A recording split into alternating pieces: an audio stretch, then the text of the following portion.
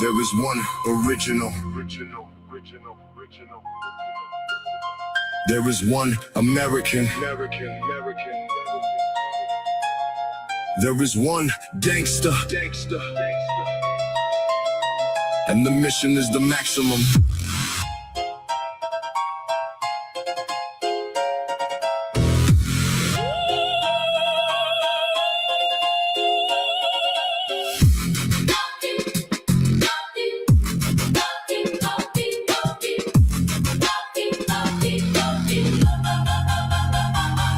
In the bedroom with a mission and a microphone, no mentor, no machine, just a man and a rhyme alone. Built it with the sleepless nights and the spreadsheet diagrams. Every grifter exposed was another thread on the program. I am the original American Dankster, not the imitator, not the apprentice, not the after. The empire is documented, every paper trail eternal. The mission is the legacy, every broadcast a journal. Higher than the heavens, sharper than the steeple. Voice that cuts the static, voice the algorithm needle. Watching every soldier, blessing every motion. Original ascending every receipt the ocean.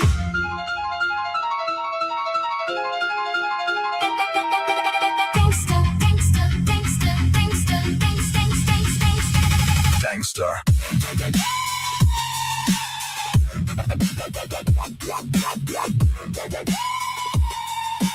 Dankster, Dankster, Dankster, sovereign. Sanctus, Sanctus. Every receipt is holy. Requiem, Requiem. Every gift to the lonely. I am the original. The only American Dankster. Hold the line forever. Beelzebub ball before the dogs. Yeah, sovereign.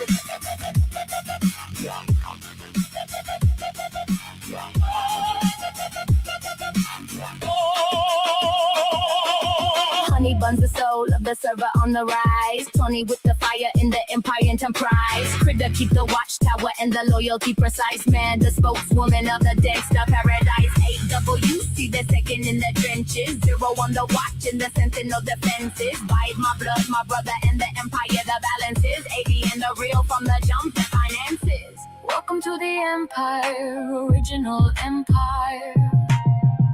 Forensic in the archive with the loyalty entire. Love and compassion in the trench with the desire. Keeps up in the watchtower, every moment fire. Shack tower on the homestead, every empire never tire. Original American Dankster, and the dust is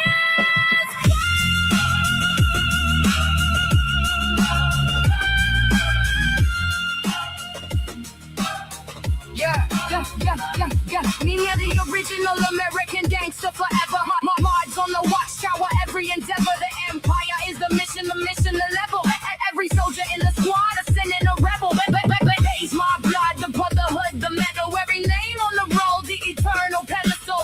Original American, the Dankster, the gospel. I am the original, no imitation in the chamber. The American documented every spreadsheet. The danger built the empire from the basement with the brotherhood, eternal base. Step in the booth and the loyalty is the journal. Day my father stroke, the brotherhood was forming. Pen game poison and the archive the affirming. Original American Dankster. And the empire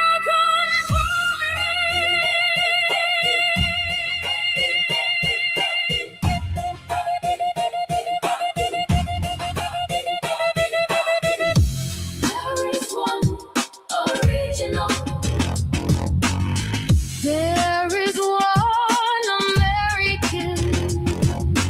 There is one Dankster.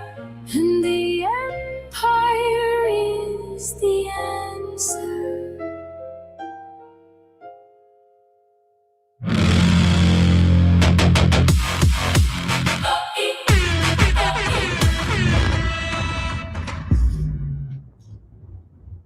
Welcome back to all the Danksters in the building. It is a pleasure to be here. Welcome back again to Thursday's episode of, I don't know, Dankster Nation. No, I'm not going to steal it from Lionel, but welcome back again. So we're going to be discussing something interesting. So let's dive right into the intro. I'm going to bring up a special guest here momentarily, but I do want to talk a little bit about what we're going to be discussing today. Came across a unique video by a buddy of mine, a friend, Keli Rabon, and I thought it would be great to cover it, and it didn't feel right not to bring her with me. But before we dig in, real quick housekeeping for anybody who is new to the channel, and welcome if you are just stumbling in. If you are not subscribed yet, please hit the subscribe button. It is free. It costs you nothing except for maybe a little bit of physical energy. You know, if you like what we do around here, I'd appreciate it. And it does move the needle on the channel.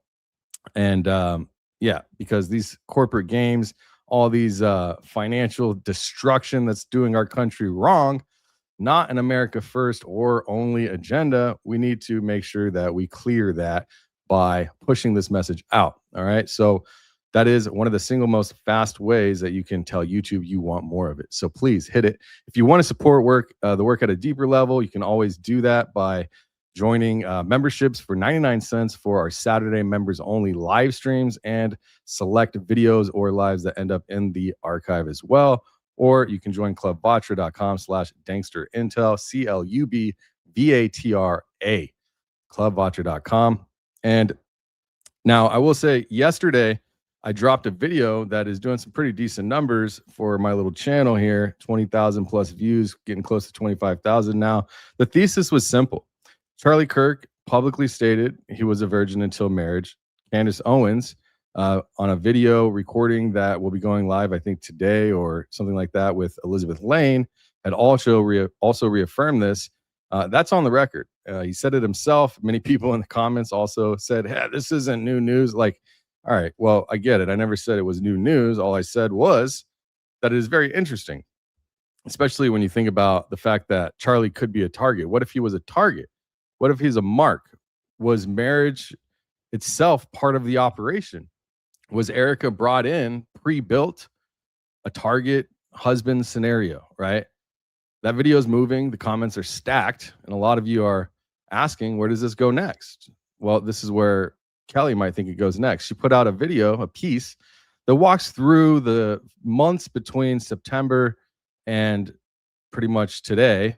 And inside that timeline, there is a moment that really struck me when she showed a video of Pastor Rob McCoy, the man really apparently from his own words, closest to the family of Charlie Kirk, went on Frank Turek's Cross Examine podcast on October 7th, 2025, less than a month after Charlie Kirk was taken at UVU.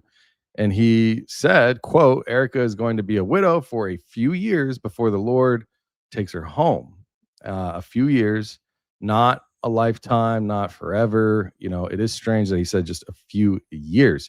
That is what we call a prophecy. Okay, that's on tape. We're going to play that clip today. And once you hear it, the whole 7-month pattern that Keli has mapped out starts to look different. I mean, it starts to look a little bit different, especially for me. The Battlecry speech 48 hours after UVU, the iPad blackout at America Fest, and then somehow it just starts working again. You know, I think that's very curious. If you haven't seen it, put a 1 in the chat if you've seen Keli Rabon's video, Erika's Exit. Put a 2 if you have not, or you could put yes or no. Up to you. 1 for yes, or 2 for no, or yes for yes, 2 for no for no. The Resurrect the Ashes speech in Los Angeles that Erika herself names the interim CEO. You know, this scenario, her own critics inside the movement were floating. There's lots of things. You know, these are not normal. When you also we think about the honorary degree that she's also gotten, right? These are not normal things in the timeline of something happening after someone like your loved one, your husband, dies, right? So today, Keli and I are going to be stacking it all on the cork board, as she likes to call it. The target wife thesis from yesterday, plus the pastor prophecy, plus months of sidelining patterns that have been lining up. We're going to walk through it date by date and kind of just take it from there, name by name, source by source, all this good stuff. It's hot. I live in the desert, so I had to roll with the tank top today. So forgive me for my casualness. And before anyone in the comments tries to spin this, we are not predicting anything happens to Erika Kirk. God forbid. We do not want anything to happen to Erika Kirk. We are just documenting what was said when it was said and who said it, and it was on their stages, on their shows, and their own words. Because if something does happen, the playbook is to blame independent journalists who saw the pattern, who called it out for what it was. We are literally going on the record before the move gets made, not after. And I think that's important to notate, all right? Because the last thing we want is freedom of speech to be attacked yet again because we noticed something and something happened. So please, I want everyone to pray, if you would, for Erika. Obviously, she's going through a lot. You might think that's ridiculous to do. I think it's not. I think it's the number one thing that could be done is to pray for someone who's struggling, whether we understand it or not. So I'm going to bring Keli up, and yeah, we're going to go from there. So welcome to Keli Rabon. How are you? Thank you so much. It's great to see you again. Great to be Good to see here. you too. Yeah. Yeah. So tell us a little bit about your episode. We're going to go through a lot of it today, but how long have you been working on this, and why don't you walk us through a little bit about what's going on? I don't know. I didn't see the chat. How many people said they saw, says that it's like a mixed bag, right? A few people. Yeah, it was a mixed bag from what I could see. There were quite a few folks who said that they'd watched it, or they had even watched it right before we started streaming, which was awesome. Thank you guys for coming prepared. We love that. But for those who haven't seen it, would love for you to check it out after this stream. Don't leave now to go watch it or anything. We're going to show you some good clips, hopefully, during the stream.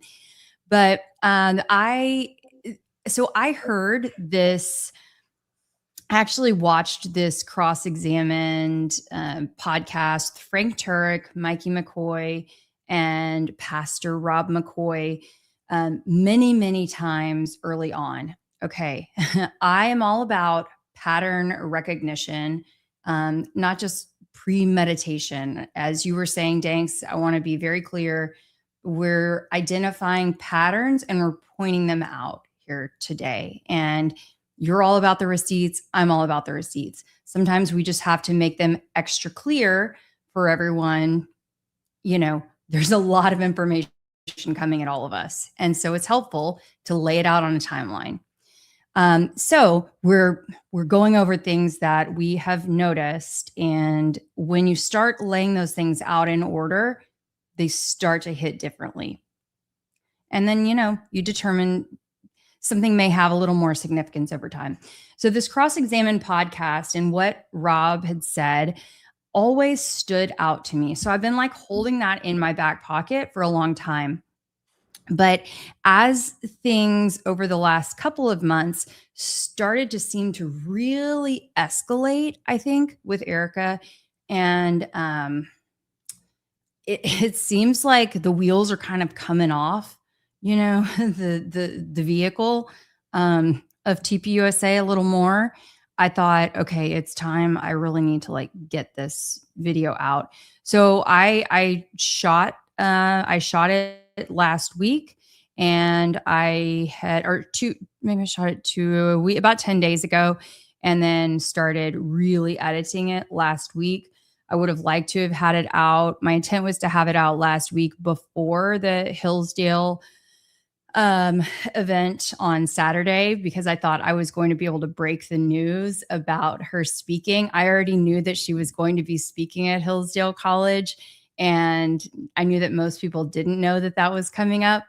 But anyway, I think it was maybe even better that then I was able to have the footage, because the Hillsdale College aspect of this whole thing is also really creepy. Creepy, but that's the truth. It's very significant. And I am re-energized. For those who don't know me, I should just say that my background is I was an investigative journalist in television for 12 years. So I am a deep dive gal. Okay. And I have worked all over the country. I love long form digging. And so I'm really appreciative that people are responding well to the video and to so far what I've uncovered. Yeah, absolutely. I think you've done great work. As I was watching it, I was like, interesting. There's you put together some things, and it doesn't take a lot, right? It's like a couple of clips, and that's what happened. And it actually they all happened kind of early on as well. So it's interesting to see that then, and then watch things literally unravel for them, right? You go from being a like at least country, if not world renowned company, LLC, 501c3, to nobody showing up, even when the vice president is there. Not nobody, but very small percentage versus what typically you would see. So I will say, what you've uncovered, or at least what you've kind of put together on your corkboard, really is intriguing. I got to say. So I'd love to know what the chat thinks while we go through it. So stay active. Let us know when we go through some of this. We're going to go through and have our discussion. We're going to show the video, and then we'll do super chats at the end. It's one of my favorite parts of the show. It's just I don't want to break up the natural flow of the live stream. So welcome. And to everyone out there that doesn't know who Keli is, do you want to do a brief, real quick background on who you are? Sure. Yeah. So I worked as an investigative journalist in television for over 12 years. I have experience at the national level working. I started interning at Fox News in DC, and I started my full-time journalism career in Pascagoula, Mississippi after Hurricane Katrina. I changed laws literally all over the country, but my career took me from Mississippi to Memphis, Tennessee, to Austin, Texas, to Denver, Colorado, to Houston, Texas. And I've really focused on everything from consumer advocacy to women's rights to holding government accountable to, chasing down literally bad guys, putting people in jail, helping people get out of jail, holding the cops accountable. You name it. It's like both the cops and the criminals, they both hate to see me coming. And so that's kind of my background summed up in a nutshell. Nice. Yeah, you've definitely done great work. World-renowned journalist for sure. So it's a privilege to have you on the show. If you don't know me, I'm Danks from Dankster Intel on all accounts, Rumble, Instagram. I just started doing my Facebook as well. My wife was like, "Hey, I saw your video on Facebook." I was like, "Oh, okay, well, maybe I should start." I guess Facebook is making a social media comeback, interestingly enough. So it's cool to see. So you can follow me pretty much everywhere now, X as well. So I guess what we should do is maybe play the intro of your video and then kind of go from there. What do you think about that? Sure, let's go. Okay, so let me bust this out. I'm going to put it up to like 1.15. Let's share the screen. And put a fire emoji in the chat if you're ready. If you are ready to watch today's live stream with Danks and Keli, it's going to be a good one. I can assure you of that. All right, here we go. Absolutely chilling. Erika's going to be a widow for a few years before the Lord, takes her home. And in the 7 months between then and now, the woman who took up Charlie Kirk's mantle has gone from Battlecry to I'm taking time to be with my family. Now, this is not a story about a widow who couldn't hang. This is a story about a succession and whether the same forces that anointed her are now preparing to take her off the board. So the case of Erika Kirk, the timeline, they don't want you stitching together. Is there anything you want to say going into this and kind of what your intro was about, really? And so we can prepare the audience to see exactly what they're about to see. Yeah, it was essentially my thought process going into this is actually that Erika was placed into this position, and some of this that this timeline essentially was prophesized even before September 10th. And I plan to continue to unveil this over the coming weeks through additional stories. But this was kind of the first drop. All right. So the timeline of Erika Kirk. So essentially, and I put a poll in the chat. Will Erika soon make an exit? I'm just going to say from TPUSA. Mhm. But I think what's being summed up here, you'll see by the end of it, is that there's some possible, even different type of exit, I guess you could say, Yes. where perhaps to go join Charlie, which I hate to think like why that would even be. What, before we get into it, like why would they want to do that? Like you're saying this is predetermined, and are you saying Charlie Kirk was also predetermined and this was just part of the path that they decided to go with? I think so. And for those that aren't familiar with me, I'll just say up front that I am of the opinion, my leading theory on Charlie is that he is still alive. I keep my mind open to other theories. Okay. I think that it is important to, until someone can walk in with, all of the evidence in their hand and solve the entire case, like nobody knows for sure. So I just want to be upfront and tell you guys that that's what I think. And so by allowing Erika to exit, right? Like that is part of the plan too. It allows Erika to exit public life as well.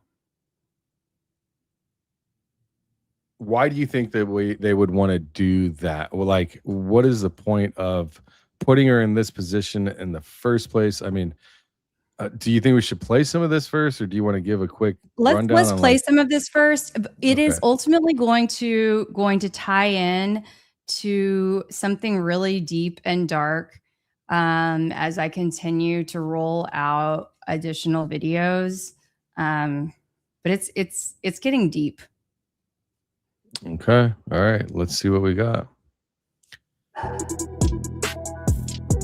September 12th, 48 hours after the shot at UVU, Erika Kirk stands beside Charlie's chair in Charlie's studio and speaks to the country for the first time. And the words she chooses are not the words of a widow in shock. They are the words of someone who already knows what her job is. And you can just tell me to pause it, or if I have questions, I'll pause it as well. All right.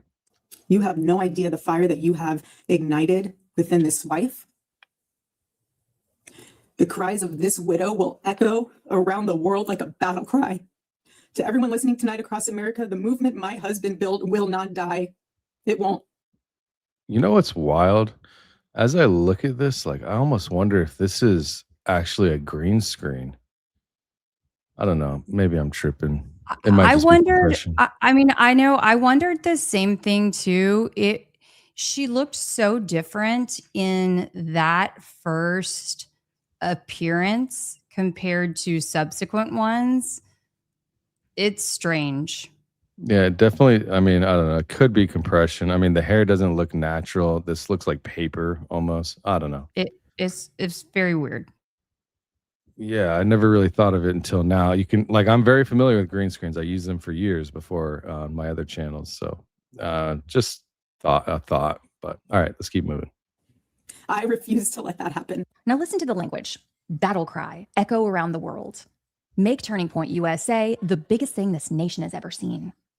Charlie, I promise I will never let your legacy die, baby. That's not grief language. That is succession language. The kind of language a person uses when they've already accepted a role. I won't. I promise I'll make Turning Point USA the biggest thing that this nation has ever seen. And here's a question that should be on the cork board of every person in America who's investigating this case, pinned at the top. Who told her and when that role was hers? 48 hours is a long time when you're processing trauma. 48 hours is also a long time when you're an organization that's trying to decide who's next. Let me see when that Now, says. I will mention too that they did not, to this date, they have not shown anything in writing that Charlie ever mentioned at a board meeting that Erika would be the successor. Typically, organizations have a succession plan.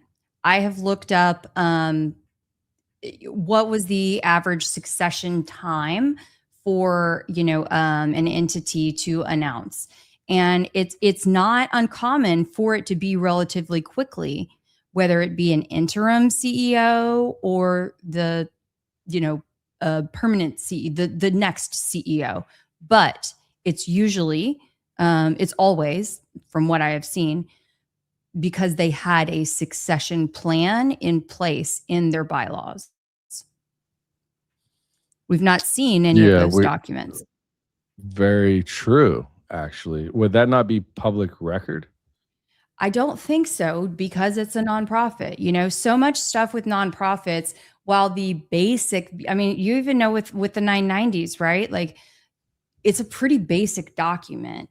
It's fun to look. Like, there's interesting information in the 990, but it is kind of limited in the depth and the scope. Yeah, I guess it's true. I mean, yeah, because a lot of this stuff happens to be like, when I think about the Form 990s, the money is going into companies. So it'll just say, or coming in and out of companies. Mhm. Very rarely are they individuals, unless they're being paid by the organization itself as an employee, or what is it, an important person in the company, but or a top person, that top earner, or a board member. So naturally, like, say for example, you go to pay my company for a job, you're not going to put my name on there. You'll put my company, So that's the way just billing works in general, net 90s, net 30s, whatever.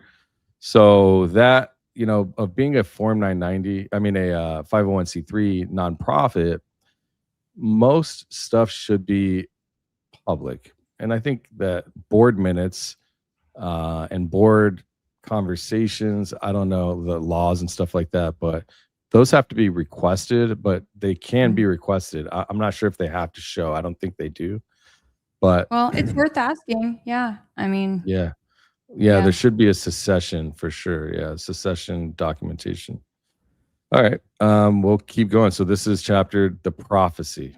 And this is what most of the video will be kind of based off of, is this little 2-minute clip here. This is like the juicy. I mean, this is the juicy part. Yeah. I mean, there's a lot of juice to it, but like, yeah, this is the most like ominous part. Yeah, let's see what we got here.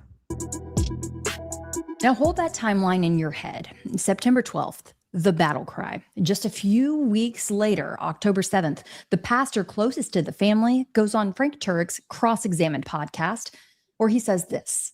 He thought I'd come to Charlie and had a personal conversation and said, Charlie, Erika's going to be a widow for a few years before the Lord, takes her home, because life is a dash.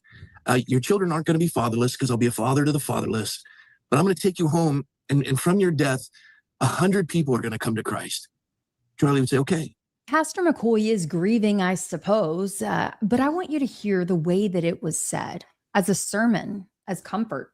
I also want you to hear what he actually said inside of those words, because words have weight and pastors choose them on purpose, or maybe even predictive programming. God had come to Charlie and had a personal conversation and said, Charlie, Erika's going to be a widow for a few years before the Lord, takes her home, because life is a dash. Erika's going to be a widow for a few years before the Lord takes her home.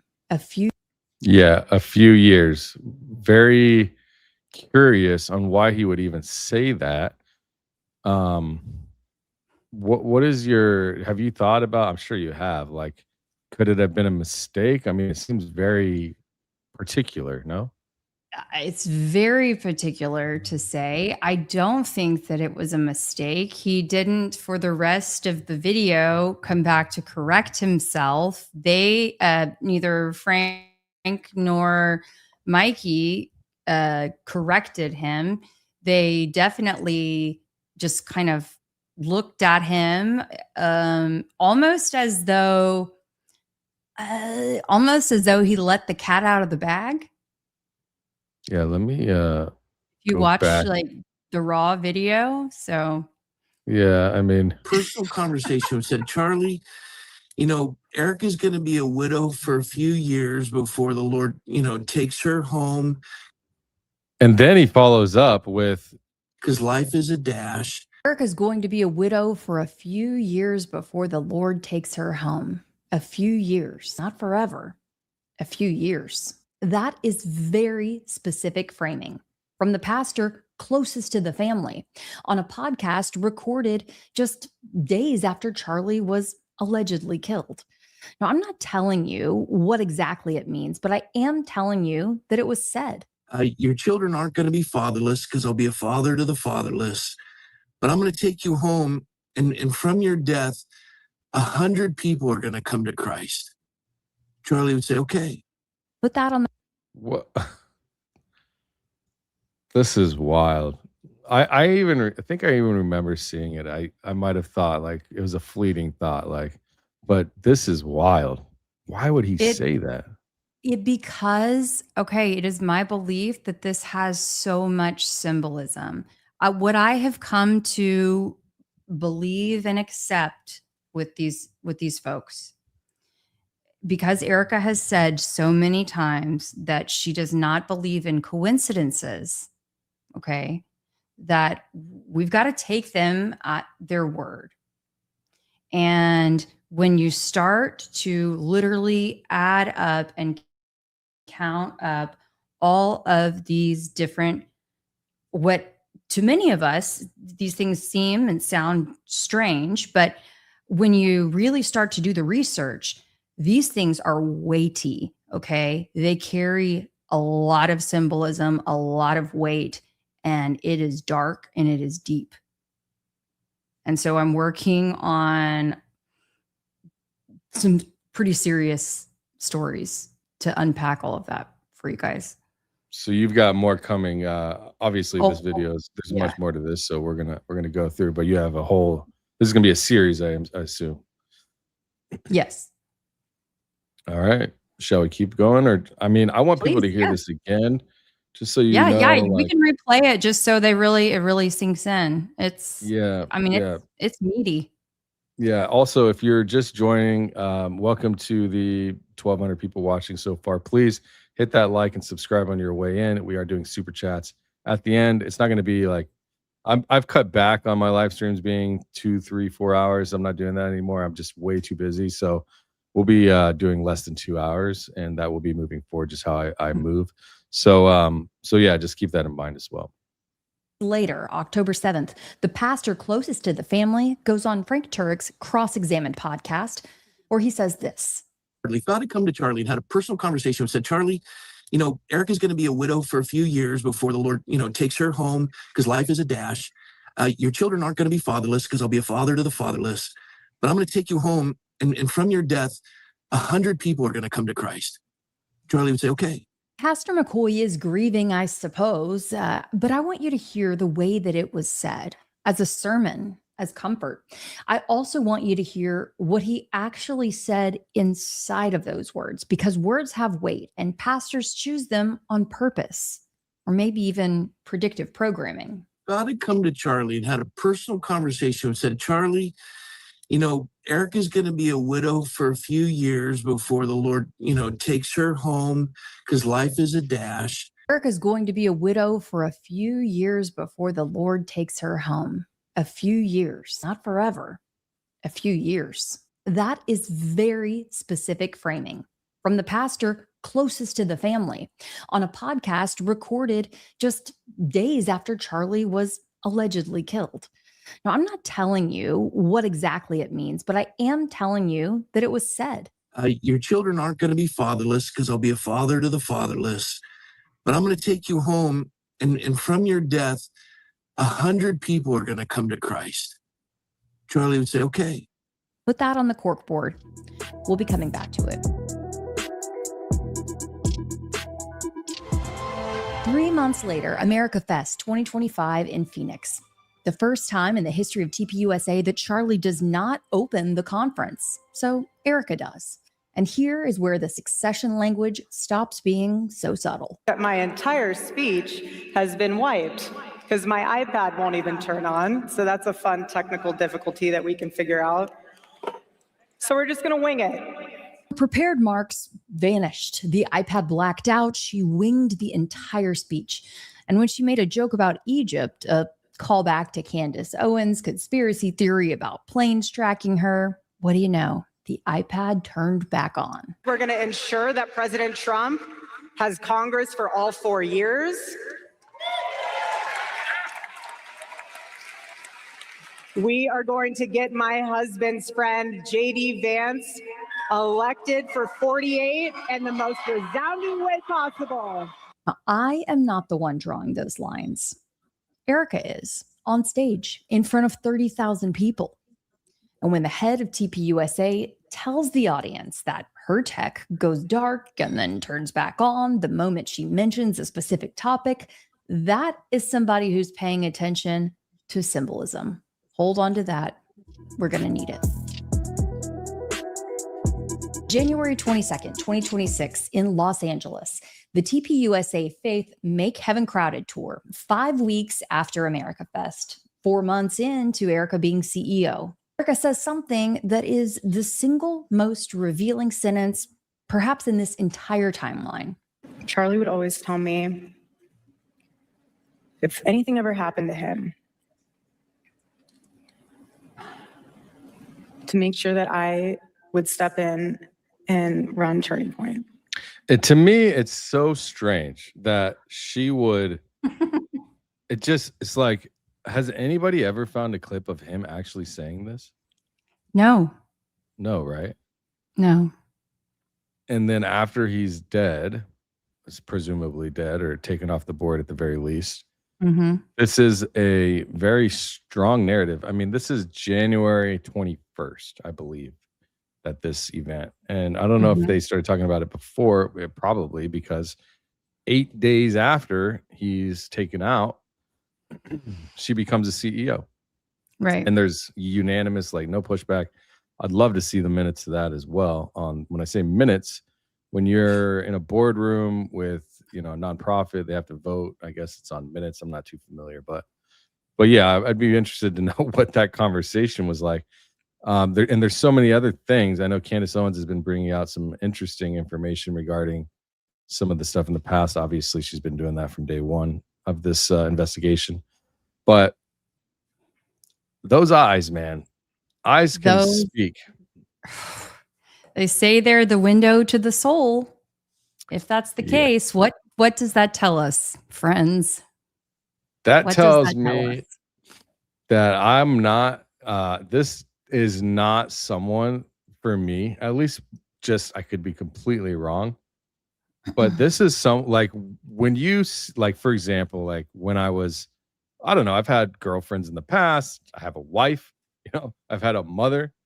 These are the looks that you get when these are daggers, that's a dagger eye right there. Like, oh, you've done something, or I'm not happy, or this is serious. And I don't even know why this look would be, it's like, what is the purpose of this look? But anyways, I don't want to harp too much on that. It's very interesting to see these eyes. And it's been a recurring theme with her, that her eyes, they tell a lot about emotion, and you can't tell me that these looks are for no reason, right? And this is again and again.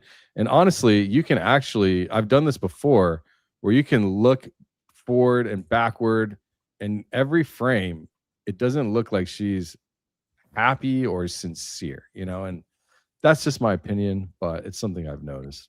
And I've really tried actually looking at I've looked at far more videos and photos of this woman than I care to admit, okay?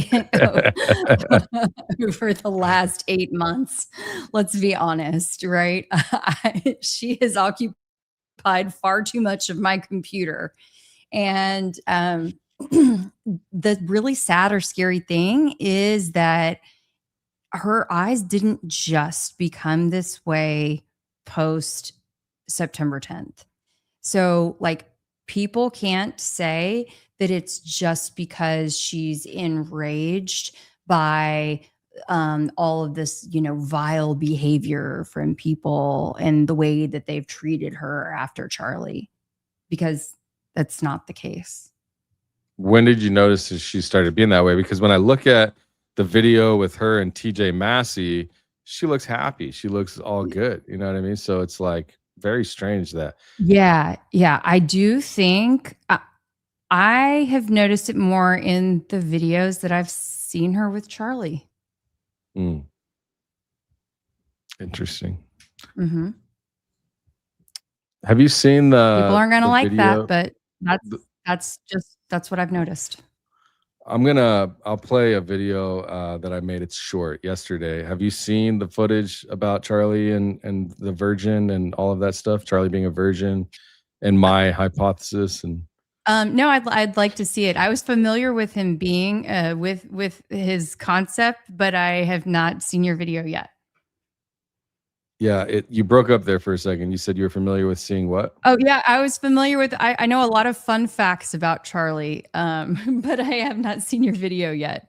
Yeah. Jesse made a video. Elizabeth Lane had done an interview with Candace, and I think that's coming out today. So it's pre-footage. But it's definitely after we watch this, we'll do a clip of that. And I think it might tie some things together. That's why I mentioned it in my opening. But let's keep this moving here. And I took that very seriously. I didn't. It's not a burden, turning point. To make sure that I would step in and run Turning Point. And I took that very seriously. I didn't. It's not a burden. This is not a 9-to-5 for me. During our whole marriage, asked me to do this, his wish. And I'm going to put an interim in there that could possibly burn the whole thing down.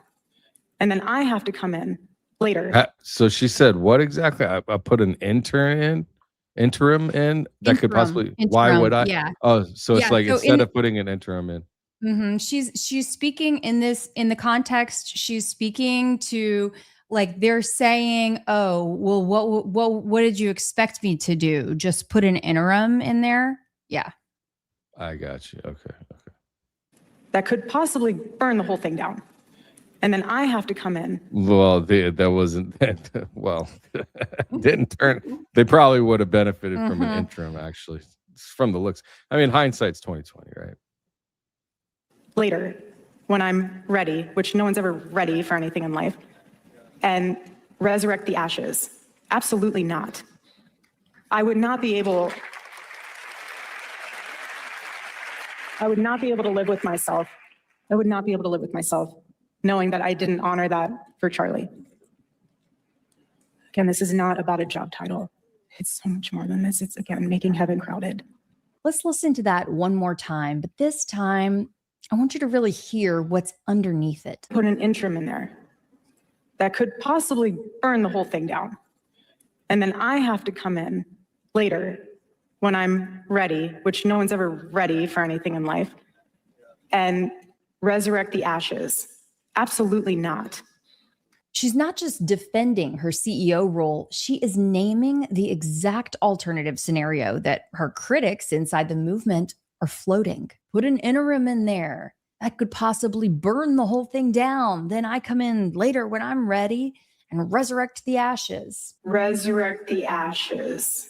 I want to know, who is they? Who inside that organization was telling her just a few months into the job that the play was for her to step aside, let someone else run it for a season, and then return as the savior? Now, that is the thing about responding to a rumor publicly. You confirm that the rumor even exists. And the language that she chose, resurrect the ashes, is interesting language for a Christian widow whose pastor just said on a podcast that the Lord might be taking her home in a few years. Resurrect ashes, take her home. I'm not connecting those dots. I'm just reminding you what they already said. You want to speak on that real quick? Like, what do you think? So what is she saying exactly? There's continued symbolism.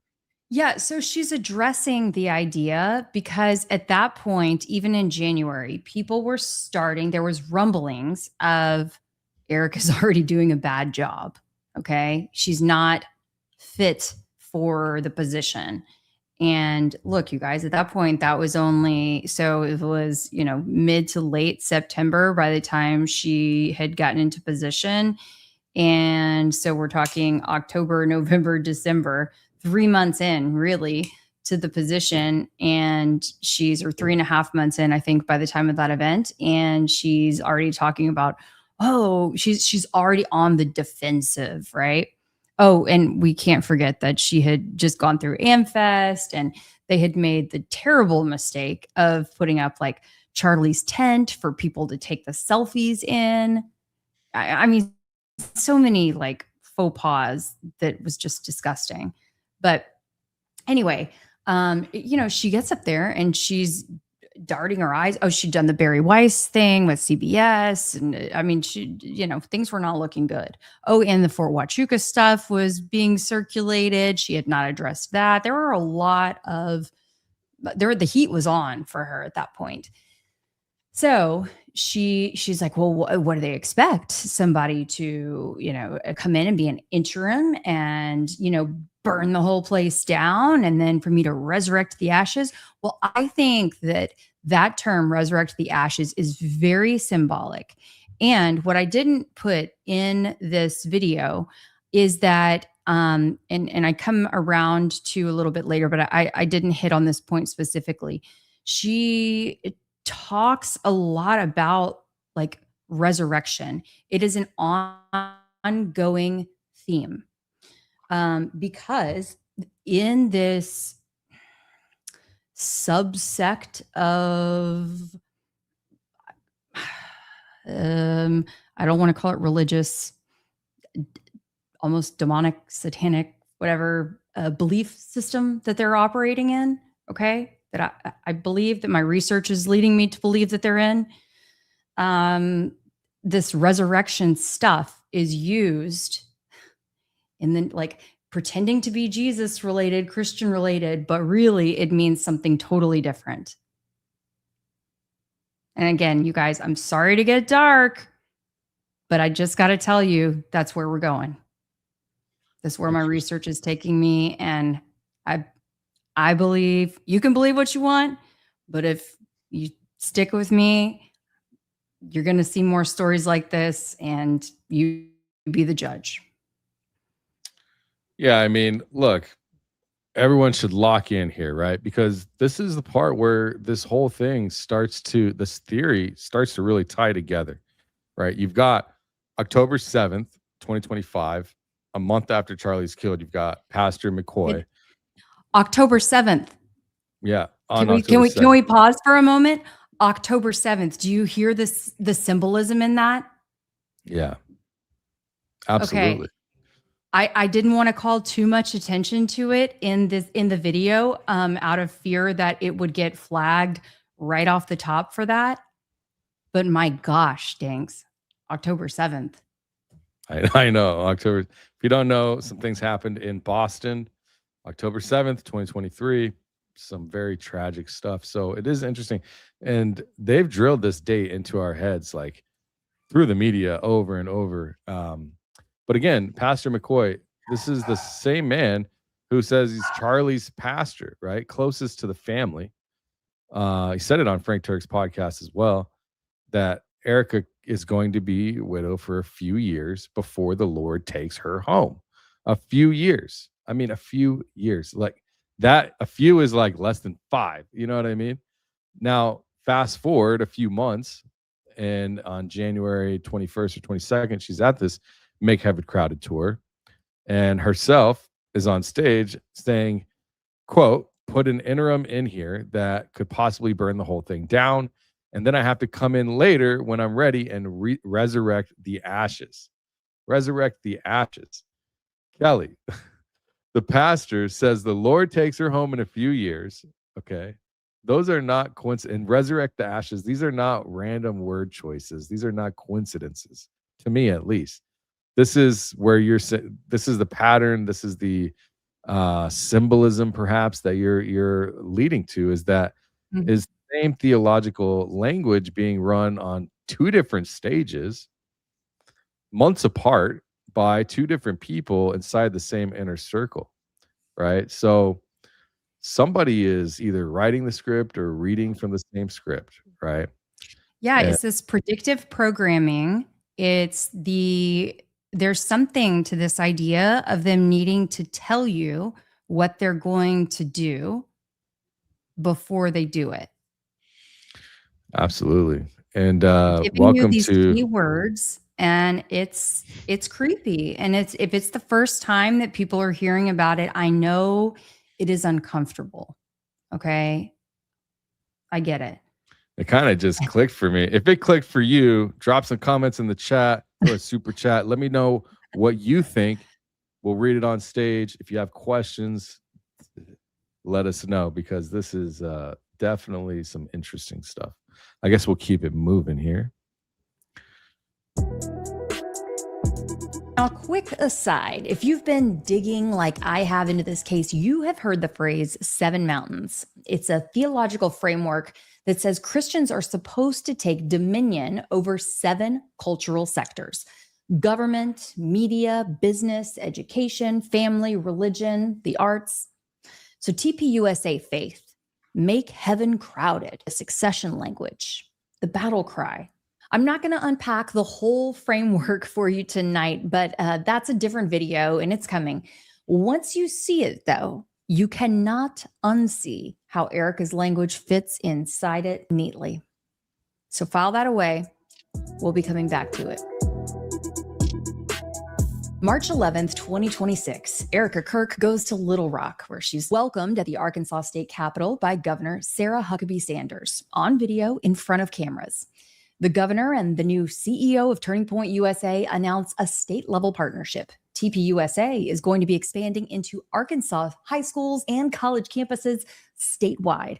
This is the largest. This part right, this right here, Zach Costello. Shout out to Zach.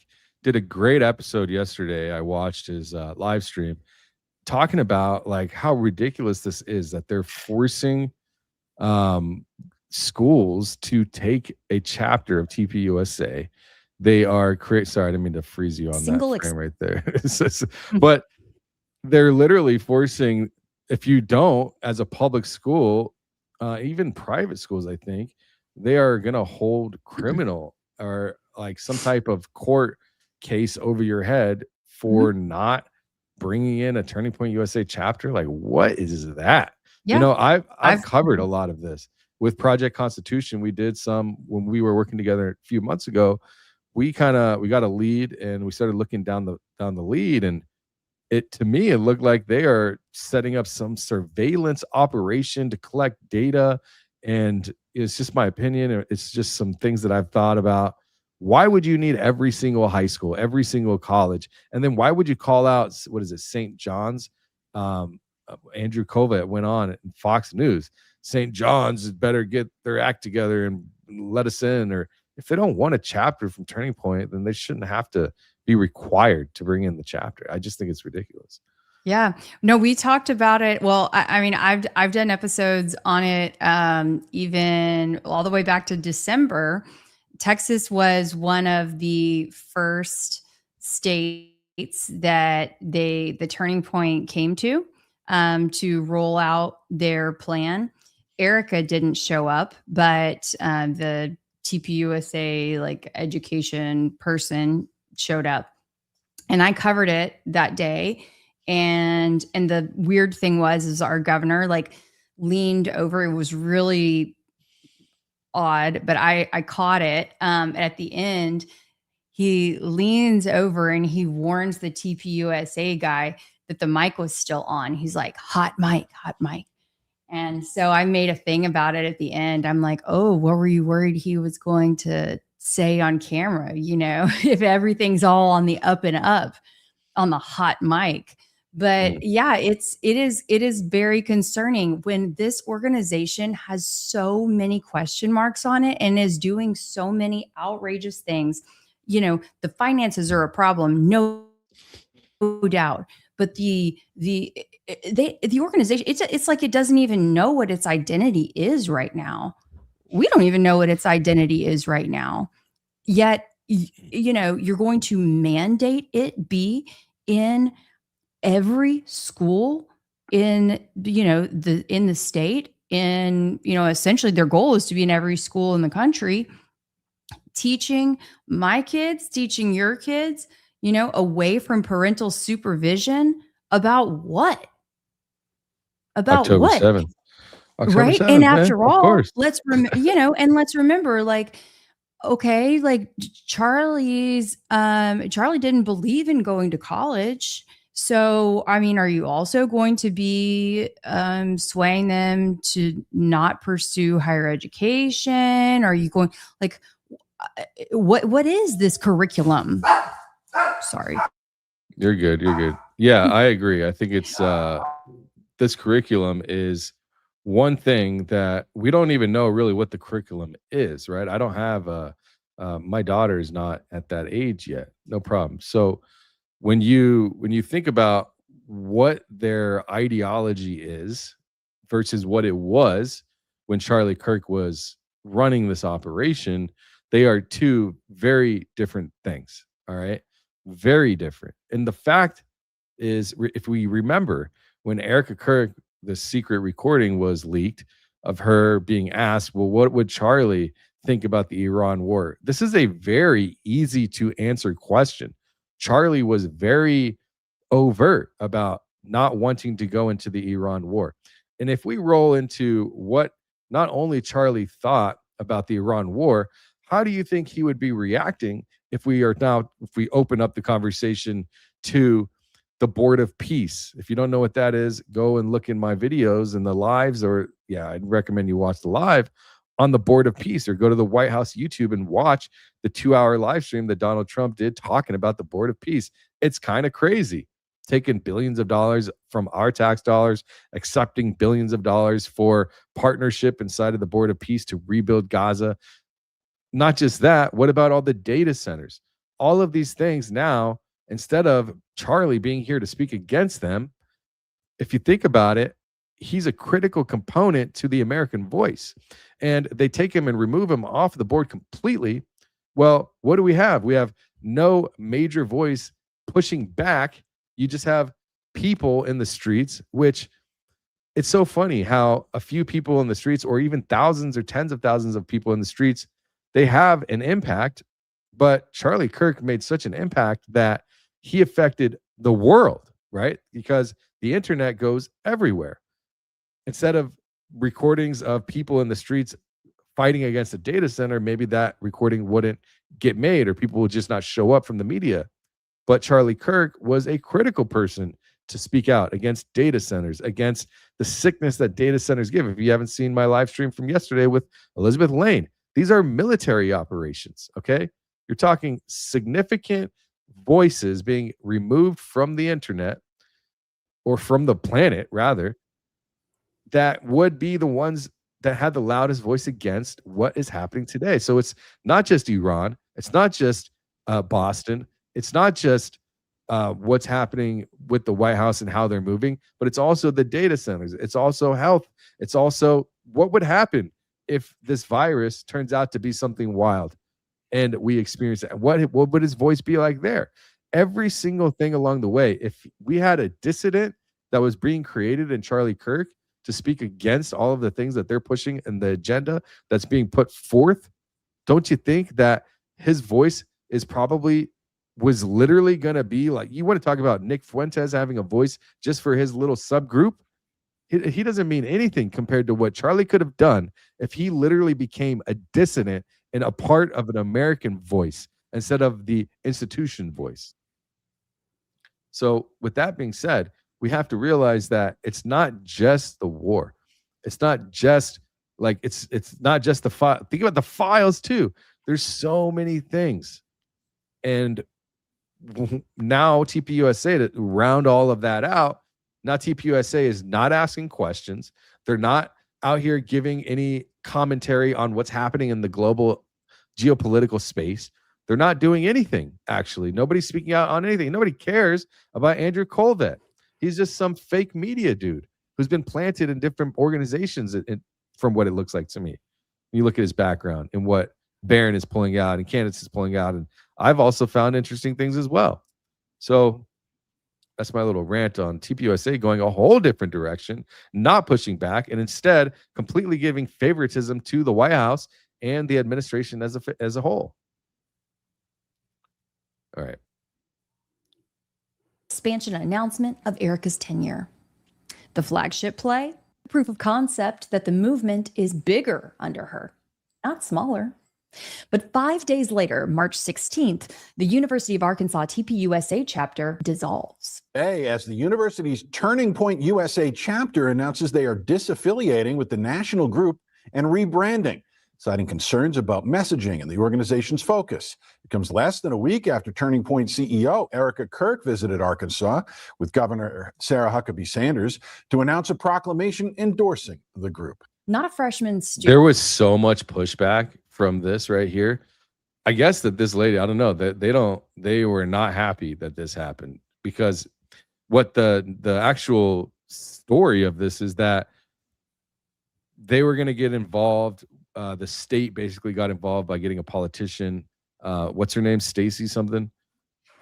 This lady here, right? Oh, Sarah Huckabee Sanders. That's Mike Huckabee's daughter. Yeah. Oh, it is. Okay. Yeah. So Mike Huckabee's daughter. So extra Detroit.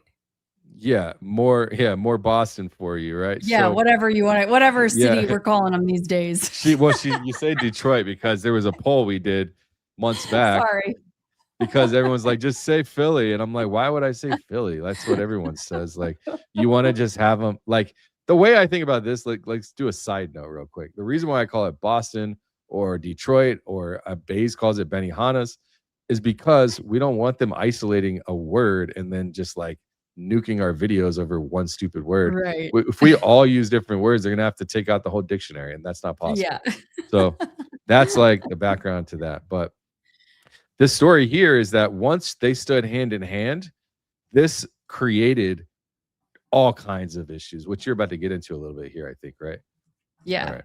Let's get into it. Huckabee Sanders to announce a proclamation endorsing the group. Not a freshman student just acting out, not some student government feud. The chapter president had been in TPUSA for 10 semesters, 5 of them in leadership. He wrote this: "We're generally put off by how Charlie Kirk has been used by TPUSA since his assassination. Statements like Charlie would have said or Charlie would have wanted have felt in many instances disingenuous and manipulative. Charlie Kirk cannot self anymore, and we do not recognize the way that others have attempted to speak for him." That's from Dino Fantagrassi on March 16th, 2026. So the chapter rebrands itself Young American Revival, and they don't just walk, they walk immediately after the biggest endorsement event of the new CEO's tenure. And that's the first crack, but it's not the last.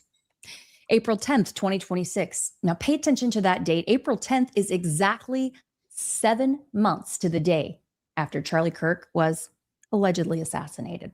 Now, that's the date that Mason Lemie, a member of the Texas State University TPUSA chapter, chooses himself to disassociate. And on April 23rd, he posts a video on YouTube explaining why. In a sick world that hates the truth, we're up against powerful forces of darkness and a sinister evil that never rests, Satan. I truly believe that there has been a massive worldwide manipulation of the Christian faith surrounding. Why do you think he put that in? Do you think that he is referencing that they are actually the wicked forces themselves, Turning Point? You know, I've been in contact with him, and I need to reconnect with him. He reshared my video yesterday, and I'm hoping to get in touch with him this week. I think it would be great to do a live with him this week. Yeah, it'd be great. Absolutely. Because now that things have like chilled a little bit, you know. Yeah, for sure. Yeah, nobody should be killed over opinions. R.I.P. Charlie Kirk. Let's talk. That takes some guts. Yeah, man. Yeah. Absolutely. And you know, that's the one thing that they are not doing is talking about anything, right? Anything important. And it's sad to see, man. They're talking about, like, if you're talking about Ben Shapiro coming out with, I'm going to pick up the bloody mic. Bro, are you freaking insane? You are the opposite of what we need right now. You could be great, but you choose not to be. Nobody's disputing the fact that Ben Shapiro is smart and a good speaker, besides the fact that his voice is ridiculous. So it's just unfortunate that they don't have an America First agenda. You know, I've said it many times. I am here now as an American only, okay? Because when you say America First, you give too much leeway to outside possibilities. Oh, well, in order to have America First, we need to do this. Or in order to have America First, we need to do that. And it creates way too much opportunity for infiltration of things that we do not need at all. We need to look out for our country first, our country only. And then maybe if, and possibly not even ever, go and do anything given money anywhere else. Now, I understand that our global superpower does require some outside intervention. However, that should only be when we are good inside this country. Go to every major city in this country and take a look for yourself. I live 2 hours from LA, 2 hours from San Diego. Even San Diego is starting to look like a shithole. All right? There's homeless people everywhere, and it only costs $20 billion to fix homelessness for the entire country. All right? Now, you can't take drug addicts and say they're not going to continue doing. Yeah, obviously I understand this, but you could definitely fix a large majority of people that are not mentally stable or that can't support themselves. You know, so these are the things that Charlie was about. I'm not sure his political stance on that specifically. I don't want anyone to get weighted down in that, but I will say he was for the people. He was America first. And the problem with that, in my eyes, is exactly what we have today. America is not first. They put America on the back burner in order to get everything else done, saying it's for America. And it's just bullshit. Sorry, I just get heated. Oh, and another thing, Darkness. another thing, I'm Iranian, Cuban American, right? But I always make it very clear that I am just an American. My background and heritage is Iranian and Cuban. But none of that matters. Like, if you had to say like this or that country or whatever, whatever. Like, even if I love Persian food, but if they were like, in order to be America only, you would have to never eat Persian food again. Well, fuck. If you're gonna follow America only and focus on that shit first, then take it all out. I'll eat hamburgers and cheeseburgers and hot dogs and pizza forever. You know, I don't care. I want this country to be good. And there's plenty of, they keep printing money and sending it everywhere else. I'm sick of it, bro. And if you haven't seen Baron Coleman's Members Live with me on it, where we talk about what the New World Order very well might be, you need to go. It's worth the $10 just to go watch that episode, because I believe I need to do it on my channel as well. What this New World Order might very well be. I don't want to get too thrown out into that, but this stuff gets me, man. Sorry. Okay. Let's continue. Or evil that never rests, Satan. I truly believe that there has been a massive worldwide manipulation of the Christian faith surrounding the assassination of Charlie Kirk. This strategy was used to weaponize people's faith in Jesus against themselves in order to make people believe a specific narrative. Read that again with me. A massive worldwide manipulation of the Christian faith surrounding the assassination of Charlie Kirk. Weaponizing people's faith in Jesus against themselves in order to make people believe a specific narrative. If you remember a few moments ago, I said something about 7 mountains. Well, you just heard a college student naming on tape exactly that 7 mountains framework that I just told you was coming up in a future video. I'm not making a claim. I'm playing you the tape. 12 days after Lemie's effective resignation date, April 22nd, Caroline Maddox, the president of the UGA TPUSA chapter, posts her own resignation on Instagram. This is right after the April 14th University of Georgia event where Erika failed to show up to interview Vice President J.D. Vance. And we'll get to that. But Maddox writes, Quote, Charlie spent his life fighting for truth, and I do not believe that he would stand for the blatant dishonesty now being spread by the organization that he built. 3 resignations, 3 escalating reasons. Arkansas, Charlie can't speak for himself anymore. Texas State, the manipulation of Christian faith. University of Georgia, blatant dishonesty. These are not random people. These are believers, students who joined this movement because, in their own words, the faith itself was being weaponized. But when the believers leave, that's the loudest signal a faith-driven movement can give you. Now back to University of Georgia, April 14th. The Vice President of the United States is on stage. Erika is supposed to interview him, but guess what? She doesn't show. Well, first of all, I love Erika, and I know that she did get some threats. And, about 2 hours ago, as you know, Andrew, I was a little worried that we were going to have to cancel the event because Erika was not going to come, and she was very worried about it. The U.S. Secret Service later said that the threats were not credible. Take that in. The Vice President of the United States is on stage telling a half-empty arena that the woman who runs the host organization of this event is too afraid to be there. And in a movement that's already losing believers, Arkansas, Texas State, days away, they didn't realize, from losing Georgia, Erika does not get on the plane. Allegedly. Hold that.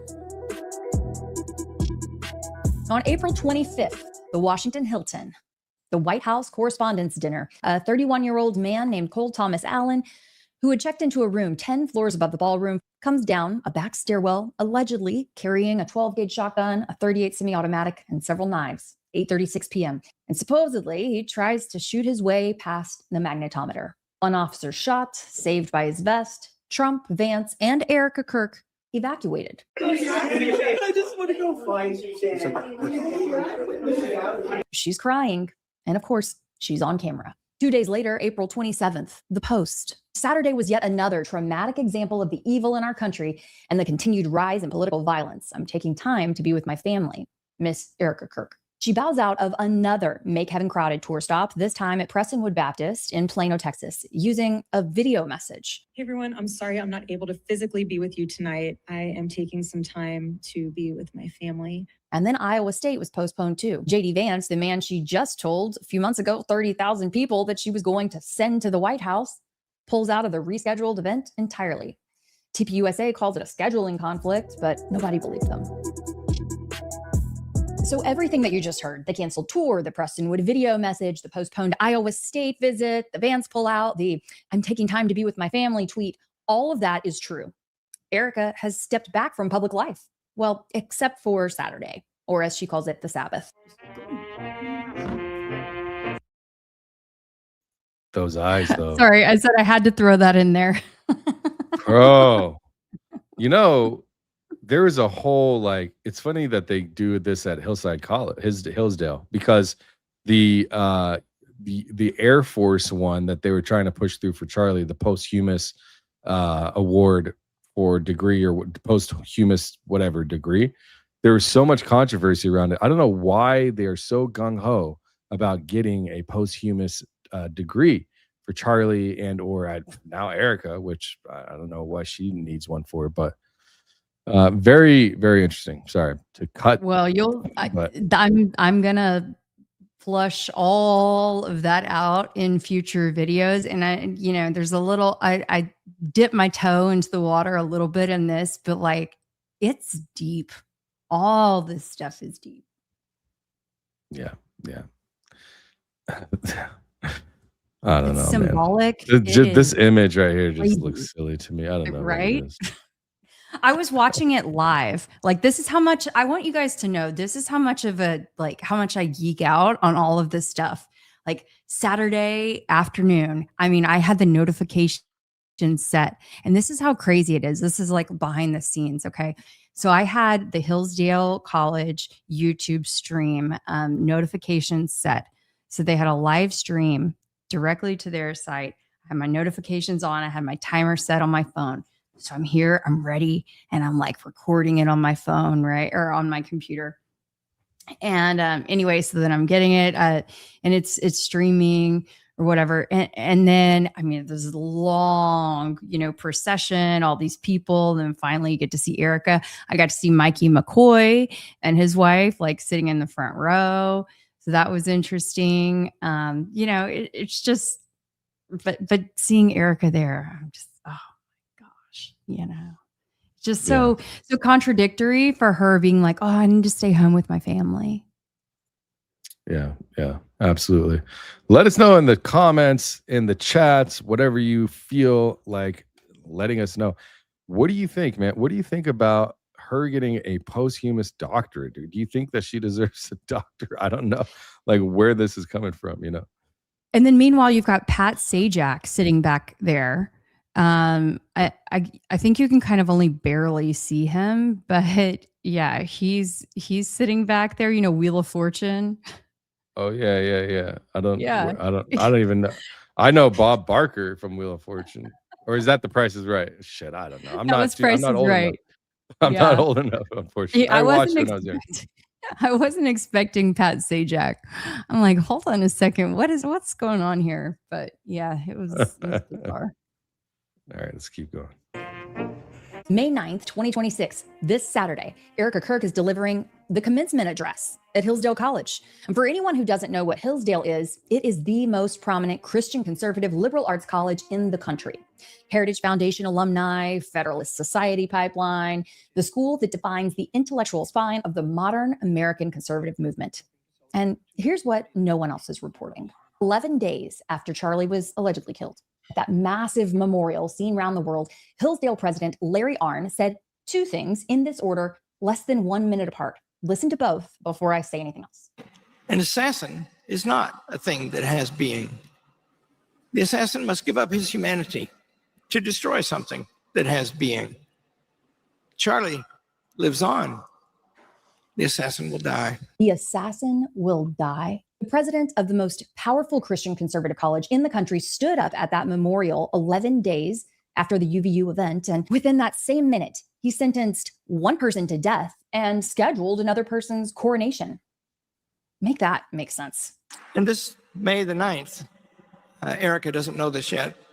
We are going to give Charlie and Erika the greatest respect a college can give, an honorary degree. He didn't announce the honorary degree to Erika first privately. He announced it to the world, to a stadium full of people on camera on a date 7.5 months in the future. Now, I'm not going to tell you what that means, but I am going to tell you that it was said on the record and by a man whose institution is now running a permanent curriculum branded with Charlie Kirk's name. That's not a normal honorary degree timeline. That is a coronation being scheduled in real time. And the woman being crowned didn't even know it was happening yet. Supposedly. Pin that one on the corkboard too. While she's publicly stepping back from the organization that she runs, Erika will deliver the commencement address. That's one contradiction, one that you'll find a whole pile of. The Battlecry widow who would not be able to live with herself, she says, if she had stepped aside, seems to be sort of stepping aside. The woman who told 30,000 people that she was going to elect J.D. Vance to the White House, not showing up at an interview with him at UGA for her own organization. The CEO who's taking time to be with her family except for Saturday at Hillsdale. The grieving widow whose pastor said that the Lord might take her home in a few years. It's still on the calendar, maybe through the midterms. Any one of these by itself is nothing. It's a busy schedule, a bad day, a canceled flight. But all of them in this order, in this 7 months, that's a pattern that we have to recognize. And patterns are, at this point, the only thing that investigative journalists actually have. I want to pause that right there just real quick, because I see some people in the chat mentioning, what did the folks in the crowd think, the actual graduates think. And you'll notice that the news stations did not show that the news stations didn't show the reverse shots, but in the live feed, they actually did show the reverse crowd shots. And I can tell you that it took a lot for them to do any sort of standing ovation. And it was like a very sporadic couple of few adults in the way back that started to stand. And then there were a few graduates that started to stand. And then there were a few more but by no means did the full graduating class stand, or I wouldn't say even half of the graduating class stand for her. I just want to share that as what I felt was interesting perspective. Oh, you're muted. Thanks. Yeah, that is interesting. I didn't even think of that. Yeah, how many people stood up? So you've seen that footage where they just Yeah, I mean, I was watching it live, so I can tell you, Scout's honor that because I literally sat here Saturday afternoon watching the live stream. Oh, I know where I was going with my story a minute ago is that, and I could show you this, that Hillsdale right after the stream, instead of preserving, and I haven't looked to see if they have made a separate clip since, but they, instead of making that live stream like right away, just turning it from the live stream into here's the graduation ceremony, they made it a private video. Oh, really? Yeah. And I say, I have the link. And so it shows that Wow. it's private. Yeah. Oh, because they don't want to show how the lack of love that she's Yeah. not. Oh, very, very interesting. Huh. Mhm. That's interesting. Okay. Okay. This is what, if you want to see real investigative journalism, you're in the right place. You know that, That's right? Y'all are in the right place. All right. Let us know in the comments and the chats and how you feel about this type of journalism, because we're doing real work. Thank you, Kelly, for this. This is great. Of course. Esther said that the Lord might take her home in a few years. It's still on the calendar, maybe through the midterms. Any one of these by itself is nothing. It's a busy schedule, a bad day, a canceled flight. But all of them in this order, in this 7 months, that's a pattern that we have to recognize. And patterns are, at this point, the only thing that investigative journalists actually have. So here's where I'm going to ask you to do something hard. Step back from this specific case. I know, it's tough. Forget Saturday for a minute, but keep focused on the pattern. When a successor becomes inconvenient, when she won't step aside, when she fights back publicly, when she names the rumor on a stage in Los Angeles, when the believers underneath her start walking out, when an institution is publicly crowning her, even as her own organization goes dark, there are historically 3 things that happen next: sidelined, scandalized, or silenced. I'm not predicting any of those for Erika Kirk, for the record. I'm just telling you that this is the playbook, and the playbook has been run on widows of powerful men in American politics before. The Kennedys could tell you, the Kings could tell you. And here's a question that I am leaving open because I don't have the answer, and anyone who tells you that they do is lying to you. If Pastor McCoy was right, if Erika is going to be a widow for a few years before the Lord takes her home, and if that prophecy was already circulating less than a month after Charlie's exit, then the question is not whether something will happen to her. The question is who inside the movement already knows what. September 12th, the cries of this widow will echo around the world like a battle cry. September 21st, Erika doesn't know this yet, but we're going to give Charlie and Erika an honorary degree. October 7th, Erika's going to be a widow for just a few years. March 16th, Charlie cannot speak for himself anymore. April 10th, the manipulation of the Christian faith. April 22nd, blatant dishonesty. April 27th, I'm taking time to be with my family. May 9th, the commencement. Officially, Erika Kirk is still CEO of Turning Point USA. Officially, she's fully in charge. And officially, this looks like a temporary step back. I don't think that Erika Kirk has decided to leave TPUSA. I think the decision is being made for her. And I think the people making it knew all along exactly what role she was supposed to play and exactly how long she was supposed to play it. The promise was, I will never let your legacy die. But the pattern, someone else gets to decide when it ends. One last thing that I want to name just clearly out loud before anyone else gets to name it for me. If something happens to Erika Kirk, anything, a health scare, a scandal, a tragedy, a quiet exit, anything that fits that prophecy, the people who made videos like this one are going to be the first to get blamed. The narrative will write itself in their minds. Critical podcasters created a hostile environment. Conspiracy theorists harassed the grieving widow. The internet did this to her. No, the internet did not do this. The internet is watching it. And what we are watching is a pattern documented in their own words, on their own stages, on their own podcasts, that's older than YouTube and older than us. Because sympathy is a weapon in this playbook. Generated grief is a weapon. And the first move after the next chapter of this story is going to be blaming the people who saw it coming, people like me. So when it happens, if it happens, remember who said what and when. Remember the dates.